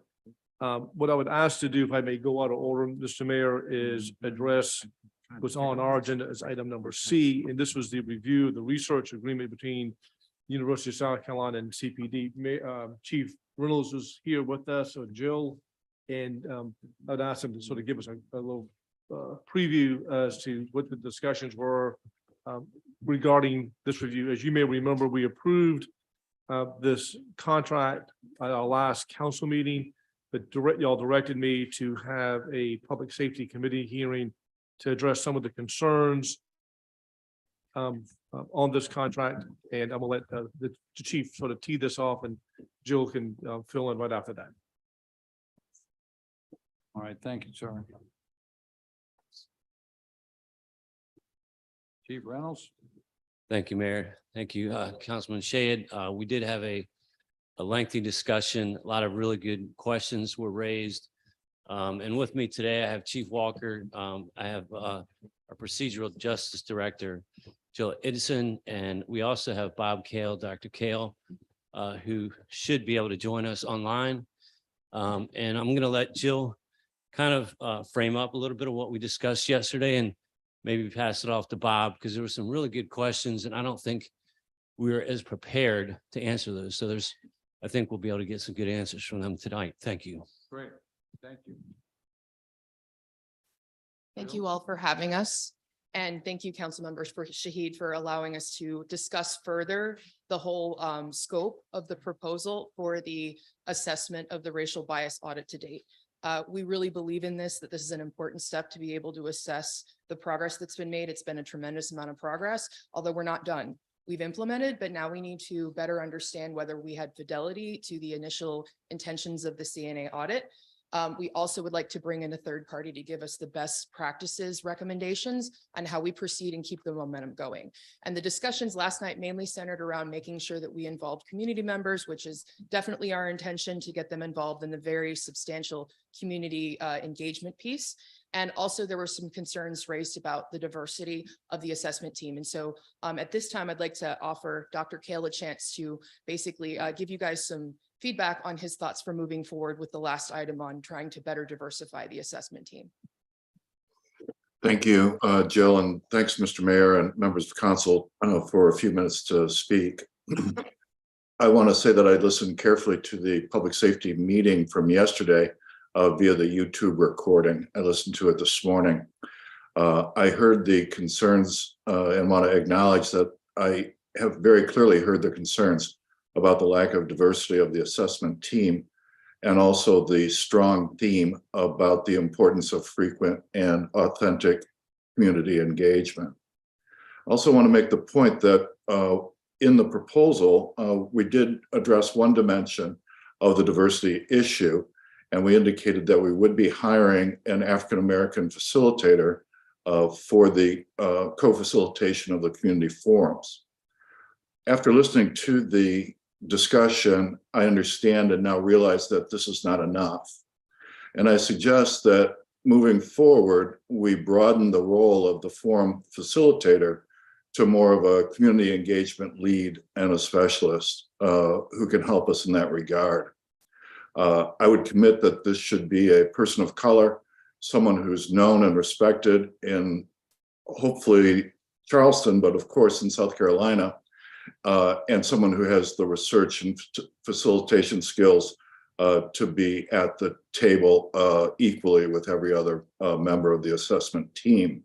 I do have two candidates in mind, but until we can get someone contracted, I don't feel comfortable offering up specific names. I also want to commit to more frequent communication than what is built into the current project timelines. You can expect from me an independent voice and from each member of the assessment team. Please realize that Dr. Alpert is not only well known here in South Carolina, but it's actually an internationally known expert on the issues that we'll be studying. Two other brief points. Let's keep in mind also that this is a process evaluation. We're not focusing on outcomes at this time. That would be a much more extensive study, much bigger budget, and we don't have the resources to do it. Rather, what we'll try to do is to identify the strengths of the CPD approach, and we'll shine a bright light on areas where more work needs to be done, I should say. Admittedly, the assessment plan that we developed is imperfect, but through authentic dialogue, response to concerns shared with us, we will seek to propel the momentum created by CPD's voluntary and proactive examination of its policing practices in our racially diverse city. Thank you for your time. Thank you, sir. Any questions for Jill or Dr. Kale or Chief on any of these matters? I just want to add two things, Mr. Mayor. So we did receive a list of questions from KJM. We went over those and we tried to respond to those, I think, the best we could. Also, Mr. Harris, who's still present with us today, was able to interact with the committee in offering questions. He did send me an email yesterday or early this morning.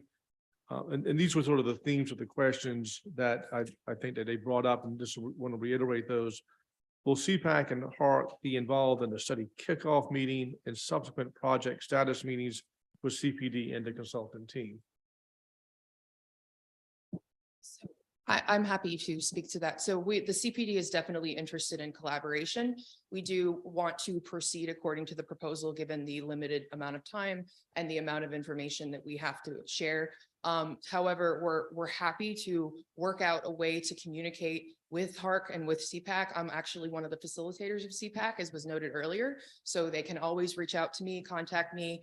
And I also am in communication with Adrian Swinton. So we will definitely be able to have ongoing discussion and dialogue with them related to getting their input on, especially the community feedback part. And if they request updates along the way, or, if you request updates along the way through the Public Safety Committee, we're more than happy to do that. Okay. And then the second question is with the same organizations, they're concerned about being engaged in the development and outreach for the forums. And we talked about the forums yesterday, and how those forums will be interactive with the different stakeholders, including just private citizens as well, I understand. Yes. And that's always been our intention. We cannot perform successful forums without the help of our partners. We consider HARC and CPAC and you all, frankly, to be important partners in getting the word out about our forums and making sure that we're providing a way for people who are, not usually able to participate in other methods such as surveys to be able to come forth and share their experiences with us. And so we're still kind of working out the methods to have all that planned, but we definitely will commit to making sure that we include all these parties in the decisions and that we make sure that they help us recruit people, because the study will be better if we have their input. And I'll ask Dr. Kale if he has any other comments on that. I would just reiterate what you're saying, Jill. We have to have these partners at the table. It was always our intent to have those partners at the table. It's the only way that you can really do the community engagement piece. So those, along with others that we hope will become aware of what we're doing, and we hope to have robust participation from the community in all of those forums. And the third question, I think Dr. Kale has already addressed this, is with the exclusion of racial minorities on this team. And so my understanding of what he just mentioned, we're looking into that and trying to address that need. And just one other comment, Mr. Mayor, while my microphone is on. It's just critically important, as we discussed this yesterday, that for us to be inclusive of our different partners with us, our stakeholders of CPAC, HARC, our community in general. And while there are certain implementation items that the CNA audit called for, and that we've shown the implementation successful inclusion of those particular points, there are other areas of the audit that are ongoing. And even though we can report that we've accomplished something in year 2022, in year 2023, it's going to be a review of that same process. I'm not giving you specifics, but I just want to make sure that everybody understands in some general terms, this is an ongoing process. It's not that we're going to just say we've accomplished something in this particular field in 1 year and then not paying attention to it the next year. And that's a really critical important. This is a living, breathing audit. And I think that the commitment from the police department to make sure of the two important factors, one is being inclusive and being transparent. And that is the message I want this council to have. Anything we can do to make that better, I know that Chief Reynolds is amenable and his team is amenable to do that. Thank you, Mr. Mayor. Well, thank you, Mr. Chairman. And if I may add, I think every presentation I've seen from the Charleston Police Department verified that of the 72 or whatever total recommendations, that there were like 37 items that were not one and done kinds of things. They were all kinds of things. So it's a journey and not a destination, and that we have to continually monitor and patrol those things and make recommendations as we go forward. So that's absolutely correct. Any Councilmember Sacklin? Thank you, Mayor. I wanted to thank Chief Reynolds and his team for continuing to push this work ahead. As I sat in and listened on the public safety meeting yesterday, and certainly had some comments and thoughts, but I want to let you know that fully supportive of the effort. And as my comments mentioned yesterday, when you look at the region, this effort is being done when other municipalities are not doing this. So I think we need to think things from a holistic standpoint. So I just want to say thank you for leading that. There's work ahead of us. But I think we're at a critical point And I hope we don't do anything to derail this. I think we got to keep the momentum going. So any comments that I made yesterday or folks in the community in terms of critical comments, I think they need to stay focused on making sure that this moves forward and the progress continues. And lastly, we did have a lively and energetic discussion. And I wanted to thank specifically Jill for your work. But we're here to support you. And I know there's other groups out there that have questions, but I think this discussion, leaning into CPAC and leaning into HARC, those two institutions, those two organizations can certainly lend the support that you all need, particularly around the public engagement piece. So thank you for the continued work, and let's keep moving forward. Great. Thank you. Councilmember Bowden. Thank you. And I just want to quickly say, since I've had some mild criticism recently, that I just really appreciate y'all's openness to engaging in this process further. And I think it just speaks to the kind of organization that CPD is. And I've repeated that loud and clear for everybody to hear, that CPD really leads in the region and in the state. And I just can't thank you enough for responding to issues that were raised with absolute professionalism and engagement with the community. Great. Dr. Kale, thank you for being with us. And we look forward to working with you as well, sir. Mr. Mayor. Councilmember Waring. Thank you.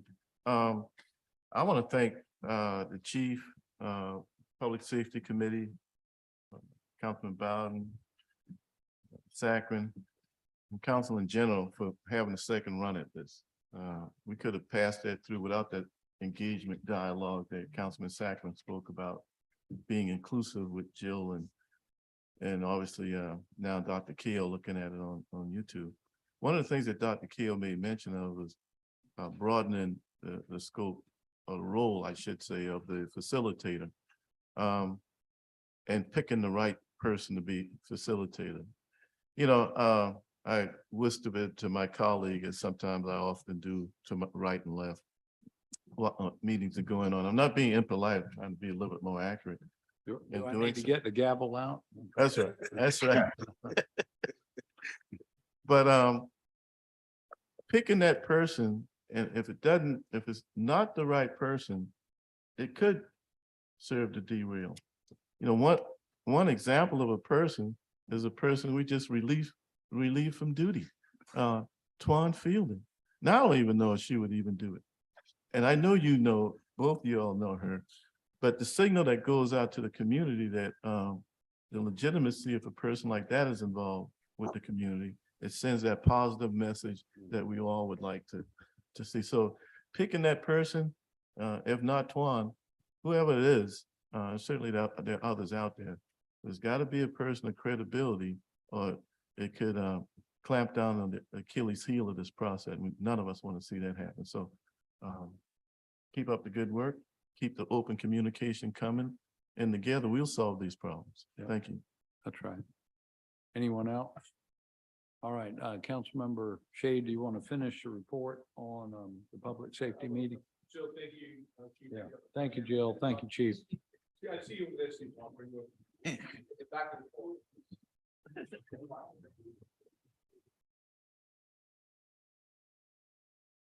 Yeah, so the other item on our agenda was the approval of the submission of an application for 2023 DHS State Homeland Security Program and for $550,000. That was approved. The second item was the department approval of law enforcement assistance and support agreement with Aiken County. That had to do from a surprise about reaching out to Aiken County, but that's with I think security issues dealing with the Cooper Bridge Run as well. That also was approved. The next was a fire department approval to submit an application for the 2023 State Homeland Security Program, amount of $82,000 for the collapse search and rescue team. And this was also an ongoing grant that we had previously approved as well. So items A, B, D were approved, and I would move to have those also approved by this council. Second. Then finally, we had an update. Can I from- take action on that since we have a motion on the floor? Oh, yeah, I'm sorry. Yeah. Yes. Any Excuse me. further discussion on any of those items? All in favor, please say aye. Any opposed? The ayes have it. Yes, sir. Thank you. And then Chief Courier gave us an update on the Board of Fire Masters. This is something I thought we needed to look at in reinstituting this board. He has been in contact with the chief about the counterpart, which is the CPAC, and some of the issues that they're dealing with. And so he's going to look at this in more of an informal nature, bringing in some advisors that he can meet with from time to time. We're going to have a dry run on this, see how this pans out, to see if this addresses the issues that we're looking at to help make the fire department a stronger and more better department, more inclusive, and taking in information and advice from our citizens and experts. The other item that I forgot this one. This is the approval to name the Forensic Service Building in honor of Judy Gordon. Is she here? I don't know. Okay, so I thought she was maybe earlier. But if you don't know who Judy is, she is sort of the mother, I guess, of a better way of saying, of the forensic services throughout the city. Helped spearhead our beautiful facility in Councilmember Shealy's district. If you haven't been out there, you really should. The work that they do at the forensic services is top notch. This came at the request of the police department, and we voted unanimously to approve naming the forensic services in Judy's honor. I move for approval. Second. Any discussion? All in favor, please say aye. Aye. Any opposed? The ayes have it. We will have the Judy Gordon Forensic Services Building. Thank you, Judy. The other two items for discussion only, the first one came from Councilmember Saccharin. There was a horse named Moonshine, which I thought was somewhat ironic. There was a Charleston Police Department horse named Moonshine who died in the line of service. He was killed by a drunk driver. Moonshine's remains we think are buried someplace in Hampton Park. And so we're talking about either locating the remains of Moonshine and any other horse who's died in the line of duty. And Councilmember Brady brought up also our other four-legged animals, our canine unit. And so we're looking at forming a memorial to those, and these are very important tools in our community for fighting crime, the canine unit, and also these horses, which we have reinstituted. So I've somewhat tasked Councilmember Saccharin to help us get this moving on. There's some momentum with the getting a memorial erected, and we have an unofficial historian at the Charleston Police Department who's working with the chief and Councilmember Saccharin to identify those other horses and other canines who may have died in the line of duty. Finally, I wanted to hear from Animal Control Officer Bales. I've had a number of complaints and concerns in my district, right by the Fire Station 12, of an alligator who decides to sun himself on the sidewalk on Old Town Road. So yeah, it's just on the other side of the road. Yeah, and apparently, what the policy is with the CPD is that they will replace the animal back into the body of water from which it came, but will not relocate it. And that would be either on the DNR's responsibility or will likely that of a private citizen. Now, if the animal is a threat on private property, they will take different actions. But this is one of the divisions within the department of the police department that we don't think a whole lot about unless you've got a nuisance animal out there. And I had the privilege, and Councilmember Pell had the privilege, that we were sitting in the same table on the Salute the Blue back in January, in which her and her department were recognized for some of the work that they had done. So this is an ongoing issue dealing in District 9 with Albert the alligator, I guess, just sort of wants to come around our area, and I appreciate the information that the Officer Bales gave us. And so if you got an alligator, call animal control. They'll put it back in the body of water from which it came. That will not destroy the animal and not remove it to another location. Right. That's our report. Everything else is just for information only, and appreciate the support from our committee members. Thank you, sir. All right, next up is our Committee on Public Works, Councilmember Waring. We had one item for information only, but it's an item that's been around about 4 or 5 years. Slab on grade, hearty discussions. I got to give credit to all the factors that's worked together on that one. If you remember, we started out probably pushing back against one another 4 or 5 years ago, but we definitely arriving at a consensus on that. It seems as though that our legal counsel will come forward with an ordinance for us to review at the next meeting, and maybe actually get some progress going, an actual ordinance that we could we all can come together on. But beyond that, that was the only item on the agenda. Right. So the next meeting, we hope to be able to take first reading. First reading. That's right. That's right. Councilmember Seeking. Oh, okay. Thank you for the report. Next up, Committee on Traffic and Transportation, Councilmember Seeking. Thank you, Mr. Mayor. The Committee on Traffic and Transportation met today at 3 o'clock-ish. We met in person and apparently, well, you guessed it, there was some traffic. Anyway, when we all finally assembled, the entire committee appeared, as did 2 council member guests. So we had actually 7 of our colleagues at the table today to take up the following items. The first was a report from the county. It was Sunshine Tracus and Devery Datoma, but I think Sunshine gave us a report on the Savannah Highway Capacity Improvement Project.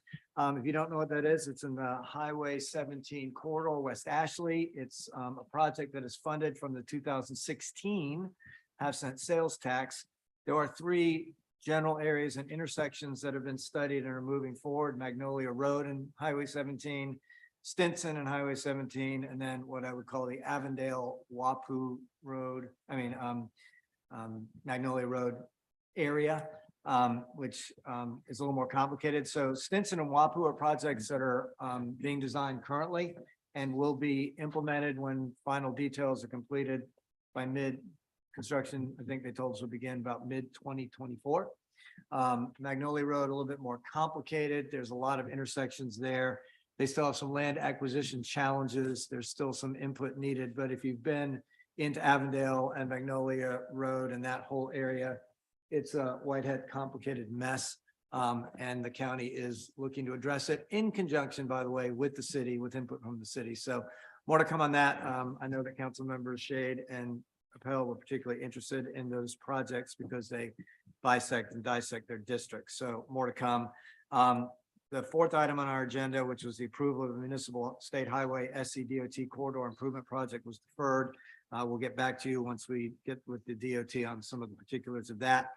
We took up the extension of the pedicab decals to add 6 nighttime decals. We voted to put those back out for bid. There'll be 6 additional if this council approves doing that. It's in an ordinance we've already adopted. We adopted it a couple of years ago. We had one failed attempt at letting out those additional 6 decals. There's been some time, but the committee now thought it was time to do so. And so that passed through our committee.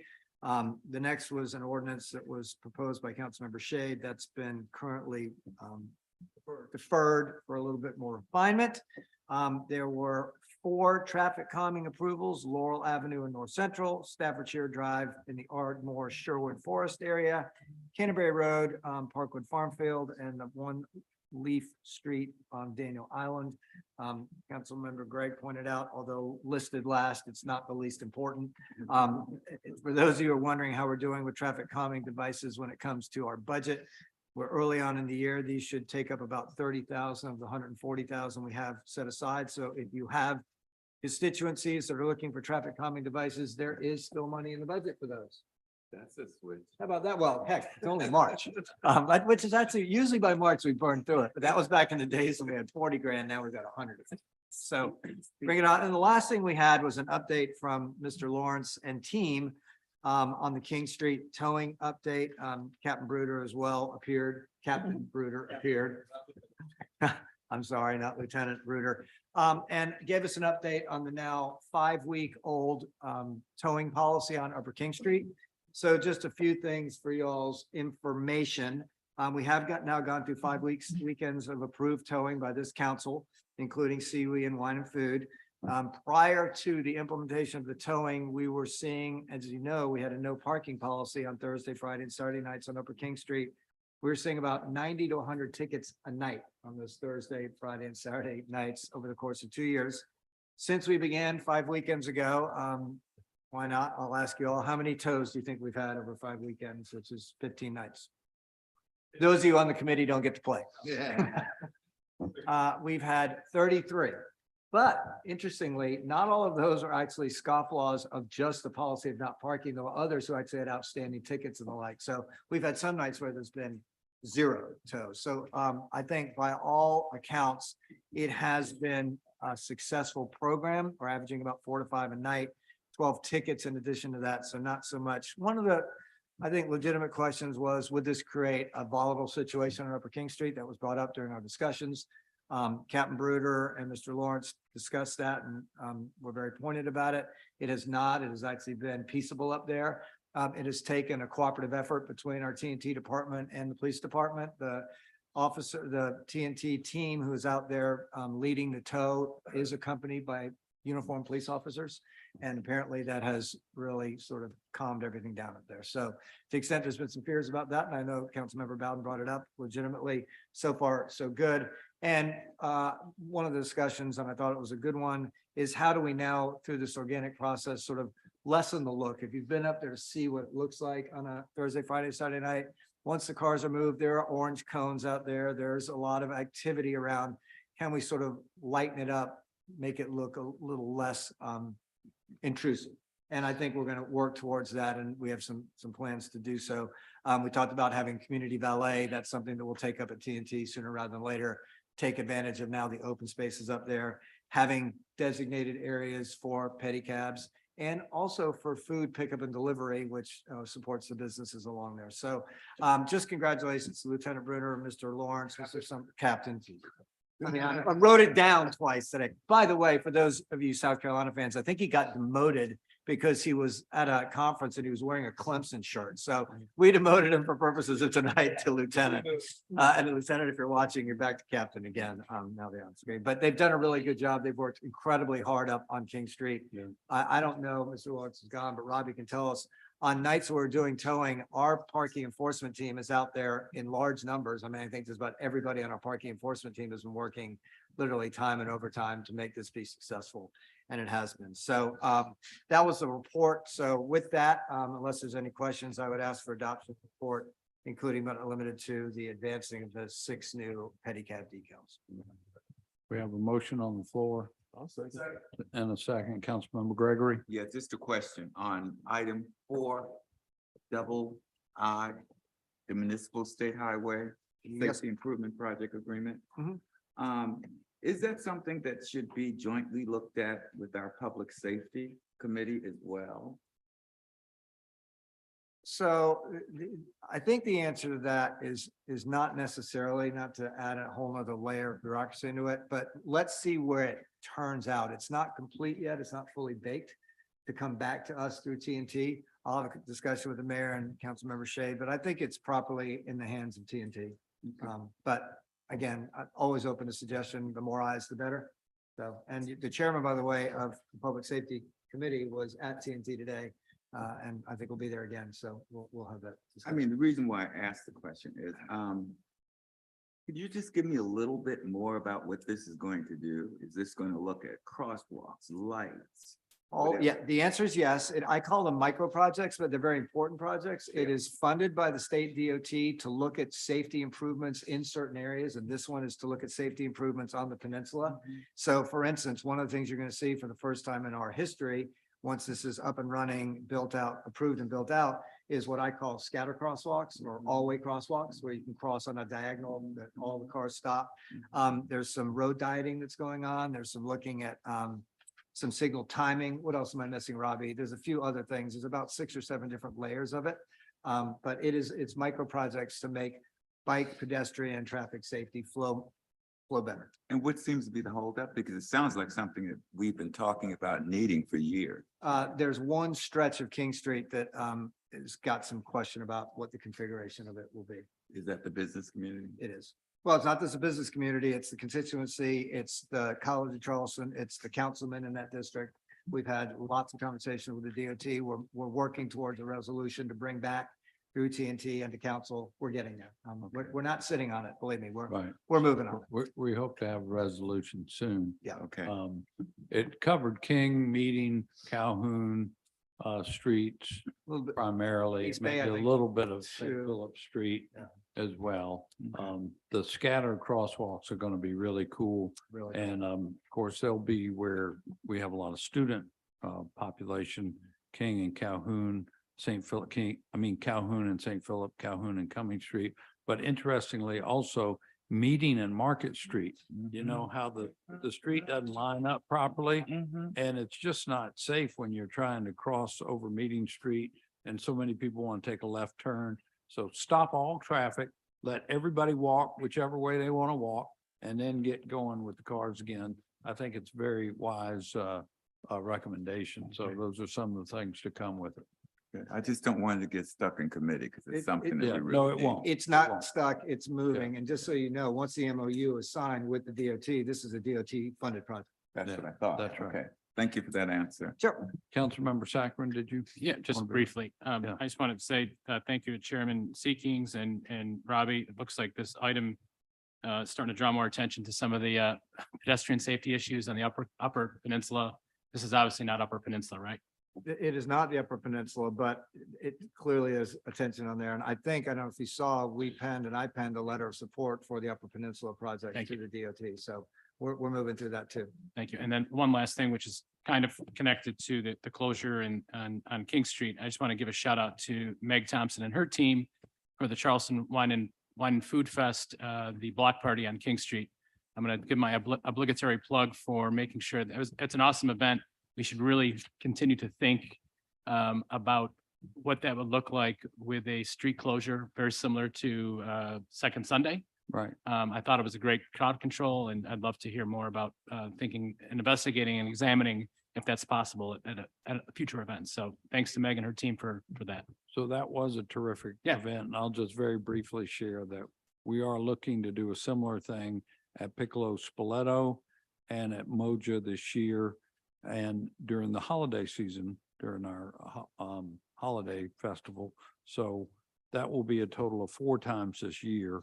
And I think as we do it, this was more comfortable than when we had it at Moja, that everybody's kind of getting in the sync and kind of likes it. So we're going to try to keep it going. Thank you. So there was motion on the floor to accept the report. Any further questions, discussions? All in favor, please say aye.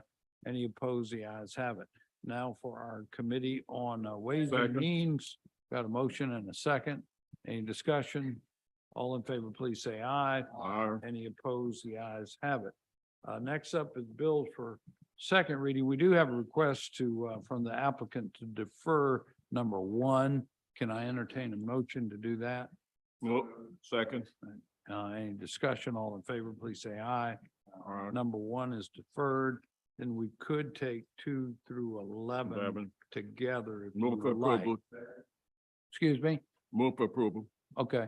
1 through 2 through 11. Number 2 through 11, because we deferred number 1. Any discussion on any of those? All in favor, please say aye. Aye. Any opposed? The ayes have it. Now for So third moved. reading on 2 through 11. And did we get a second also? All right. All in favor, please say aye. Aye. Any opposed? The ayes have it. So we do have up for first reading a few items tonight. First is 2 items. Maybe we could take 1 and 2 together because they both refer to changes in the tourism ordinance. Either someone from legal or Dan Riccio maybe could explain to us. So there's Dan Riccio. So did we end up with a motion to accept number 1 and 2 for first reading? Okay. Dan, you want Yes, to sir. explain briefly? Real quickly, both of these ordinances are basically cleaning up our existing ordinance. The first one is the tour guide licensing requirement, which is no longer required. So we're basically amending the ordinance to conform to voluntary compliance. The other ordinance is nearly just removing the position of arts and history manager. It does not exist anymore. And changing reporting to, instead the director of tourism, the director of livability and tourism. And that's it, nice and clean. All right, any questions on that? We got a motion on the floor. Any questions? All in favor, 1 and 2, first reading, please say aye. Any opposed? The ayes have it. I apologize. I overlooked that number 12 for second reading was active as amended. I thought, I just saw that and thought it was deferred. Second. We got a motion on that. Any discussion? All in favor, please say aye. Aye. Any opposed? The ayes have it. Now for third reading and ratification of number 12. All in favor, please say aye. Any opposed? The ayes have it. Now back to first readings. We got number 3 regarding the conference space requirements. Somebody from planning want to share with us about this matter? Mr. Summerfield? Yes, Mayor and Council. So this one is an amendment to the accommodations use. So at present, we require a certain amount of meeting space per rooms in the hotel. That's really has traditionally been a requirement for the peninsula or an expectation for the peninsula. In more suburban model hotels, this would be like a hotel built out in West Ashley near the freeway. You don't normally see like in those models a lot of meeting space in those suburban hotels. They usually have some meeting space, but not a lot. So what this amendment would do, it would just eliminate that meeting space requirement from those accommodations uses off the peninsula. All right, any questions or discussions on that? Councilmember Gregg. Thank you, Mr. Mayor. So why have a requirement for meeting space anyway? Can you just educate us on that? I mean, if a hotel owner wanted to build build their hotel and eliminate all their meeting space and devote it all their rooms, is there what's the, I guess, reasoning behind that in the zoning code? So the way the accommodations use was built was based on a lot of work that the council and the community did when the accommodations overlay was done. On the peninsula, it's a component of what defines an accommodations use. In fact, we break accommodations use into particularly on the peninsula, into the full service hotel versus a boutique or 50-room hotel is what we normally call it. And so the meeting spaces, so that we just, I guess, don't have just pure, like just a bunch of hotel rooms on the peninsula, so that we create that diversity, so that there's a greater, draw for those properties. That is not a model, and that model really works on the peninsula.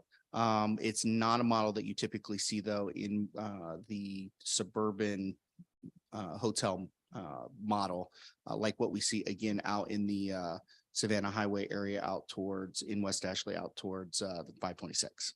And we have a property out there that's interested in moving forward. And this was something that they demonstrated to us in the national models that they work with. They just usually do not have this meeting requirement for that type of model. So would other hotels not in the accommodations overlay, would they be able to remodel if they wanted to and convert to this?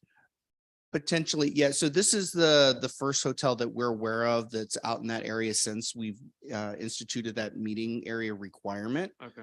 And so that's kind of where this came up, because we do have older hotels out, particularly in the area where this latest one has raised this question.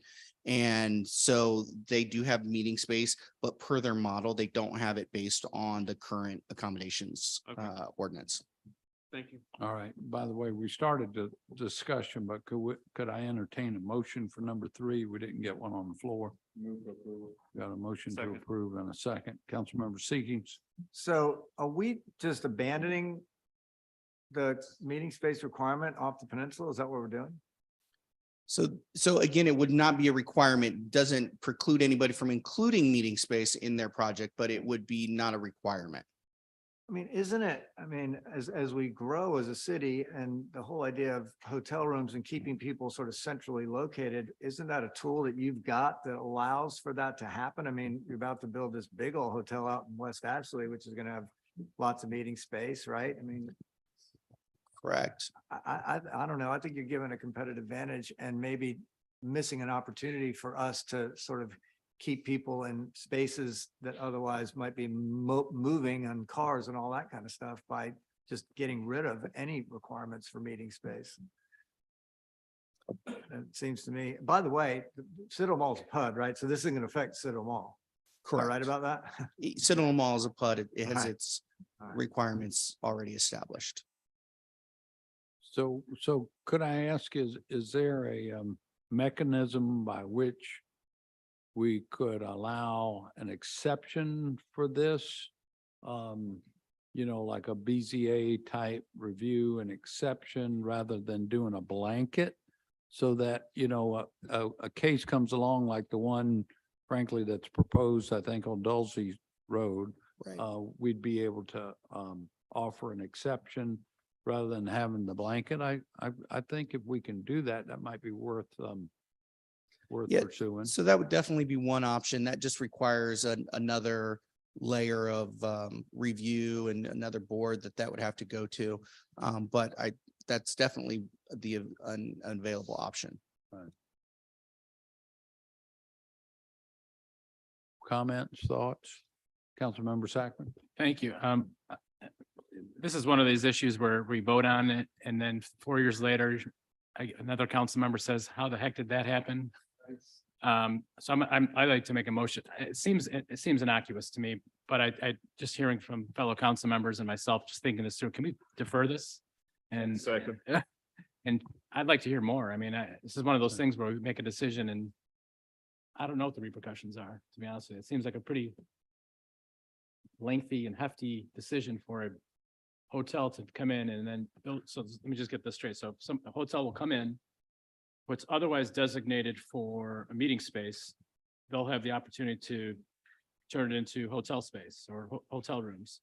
So the unintended consequences is we're actually increasing density at some hotel locations that.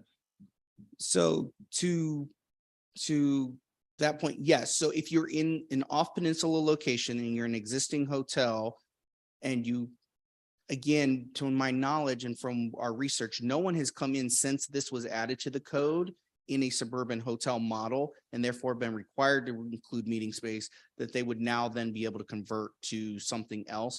Additionally, this meeting space is often on the ground floor, which is not an area that's typically amenable to conversion to hotel rooms. But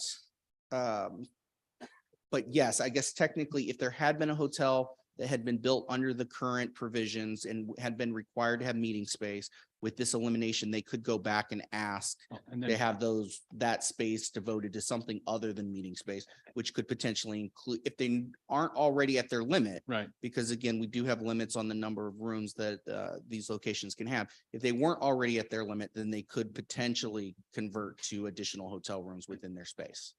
And my last question, I thought this pertains to the peninsula too. No, this is off peninsula. It's only off peninsula. Correct. This is only changing to address that suburban model like True Hotel or a Holiday Inn or what have you. And again, that's not to say that these locations don't provide some meeting space. They just don't typically provide meeting space at the ratios that we currently require under the current use. So I'd like to defer if possible. And if I may ask a question, the current requirement, is it dependent on the number of rooms or is it just dependent on square footage?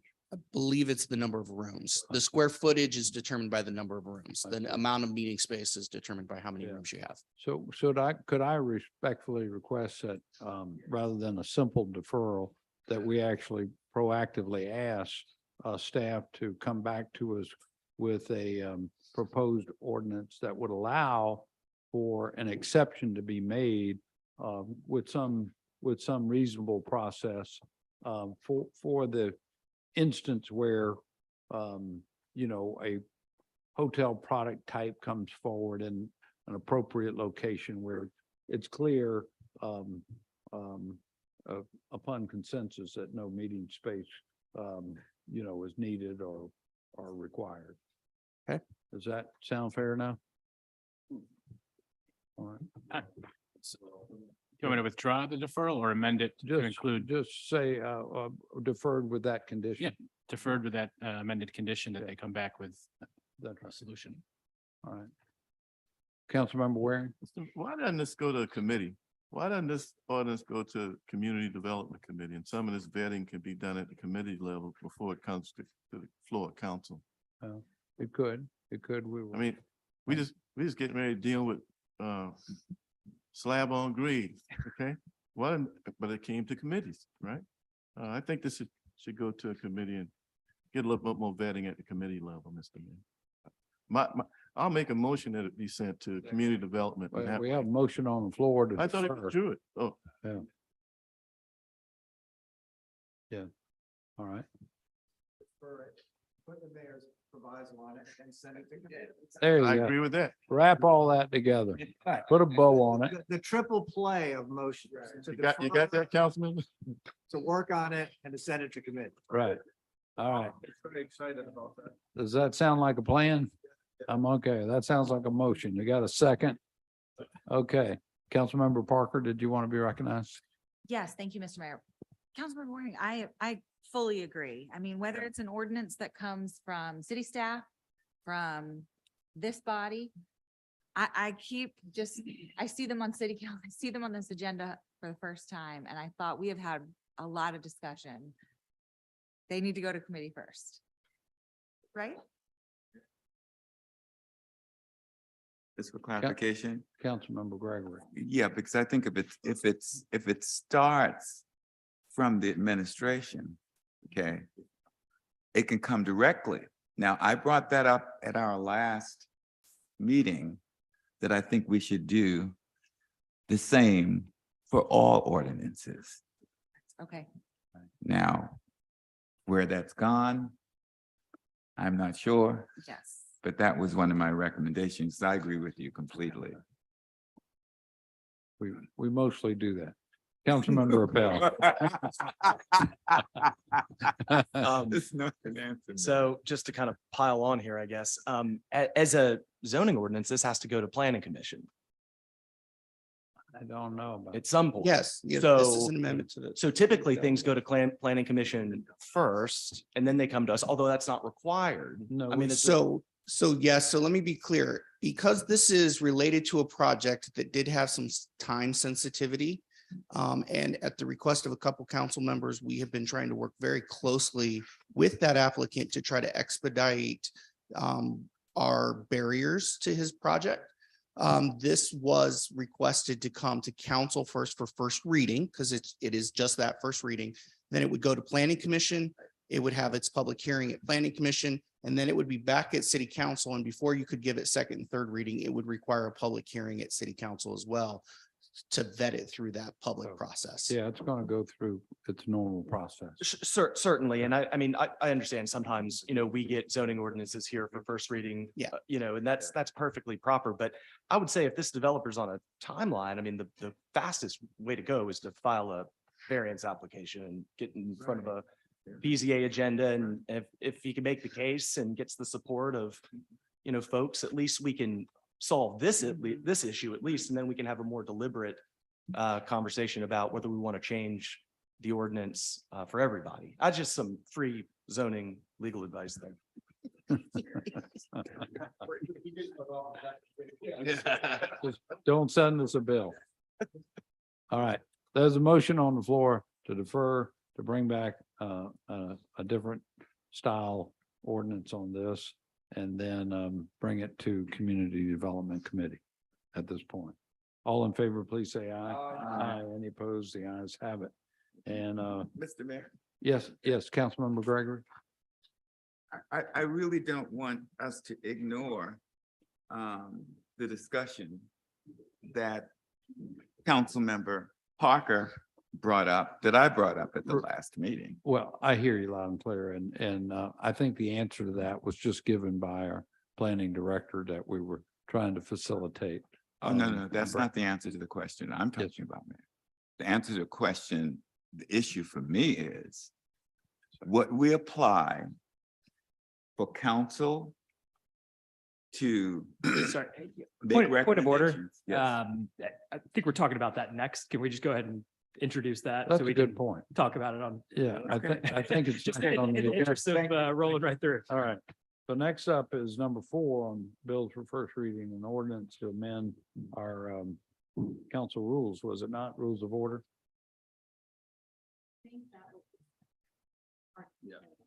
Okay, It's very separate. it's related. It's all part of our rules. And honestly, we'll stick to the agenda. So number 4, can I entertain a motion to approve number 4, and we have a second? And I think I'd go to Councilmember Brady. Yep. Who's ad hoc committee reviewed this. Yes, Yeah. so the ad hoc rules committee met last week to review. Since we had deferred it at the last council meeting, we had a nice discussion. I think we took care of some of the issues and some things that legal had brought to us to help resolve the constitutional issue. You guys should have been and lady should have been sent that under separate cover for the new language. And I would add that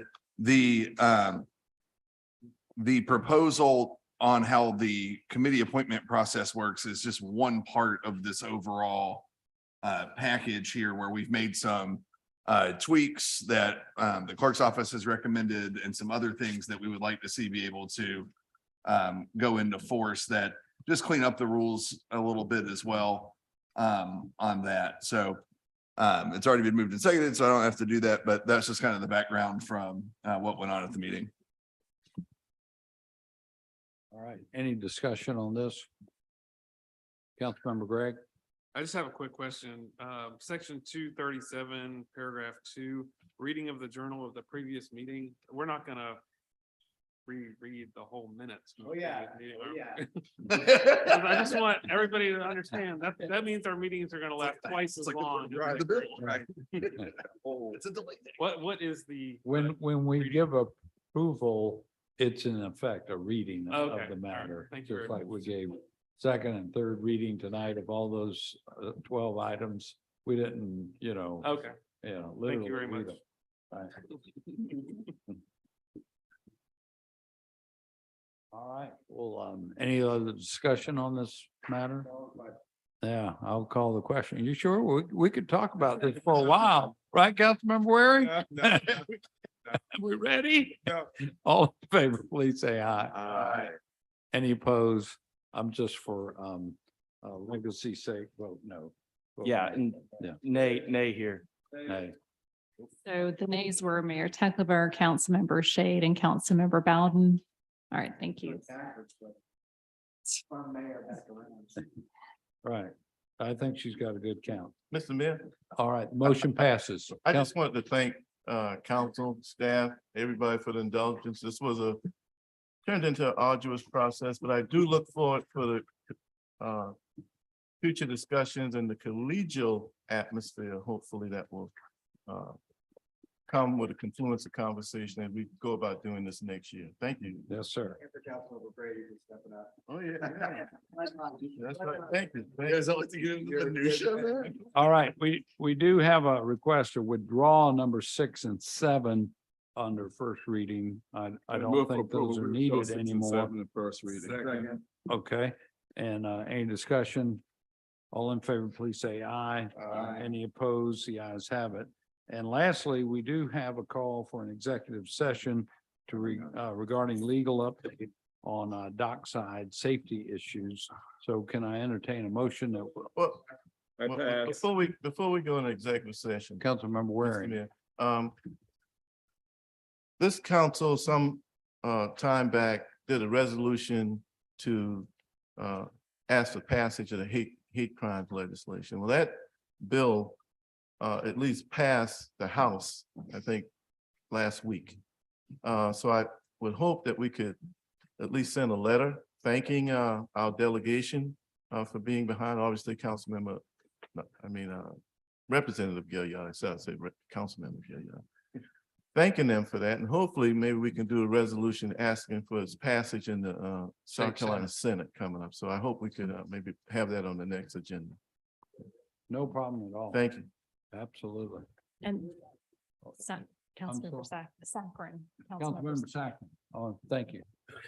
That's a great idea, Councilman Waring. It will be on the next agenda. Thanks. Terrific. Me and Jennifer have been working on that, Mayor. All right.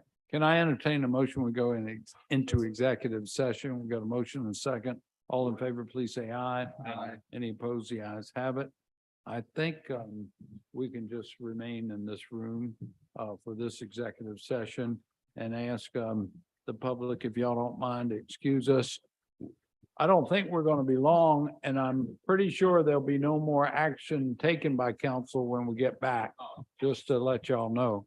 But thank y'all. You all right, Mitch? So I'd take a break, but I really don't think, I hope we won't be but a few minutes.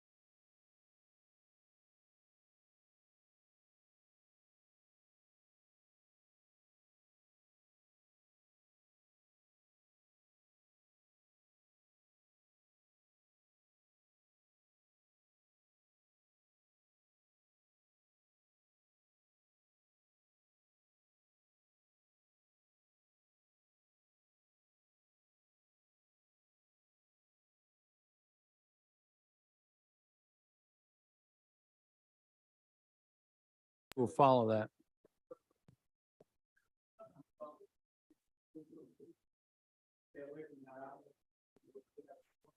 Yeah. All right. We're back on live line, y'all. Let's have a motion to come out of Move executive to come out of executive session. session. We have a motion come out of executive session. All in favor, please say aye. Any opposed? Let the record show that no action was taken while we were in an executive session. Is there any other business to come before us this evening? Hearing none, we stand adjourned. Thank you all.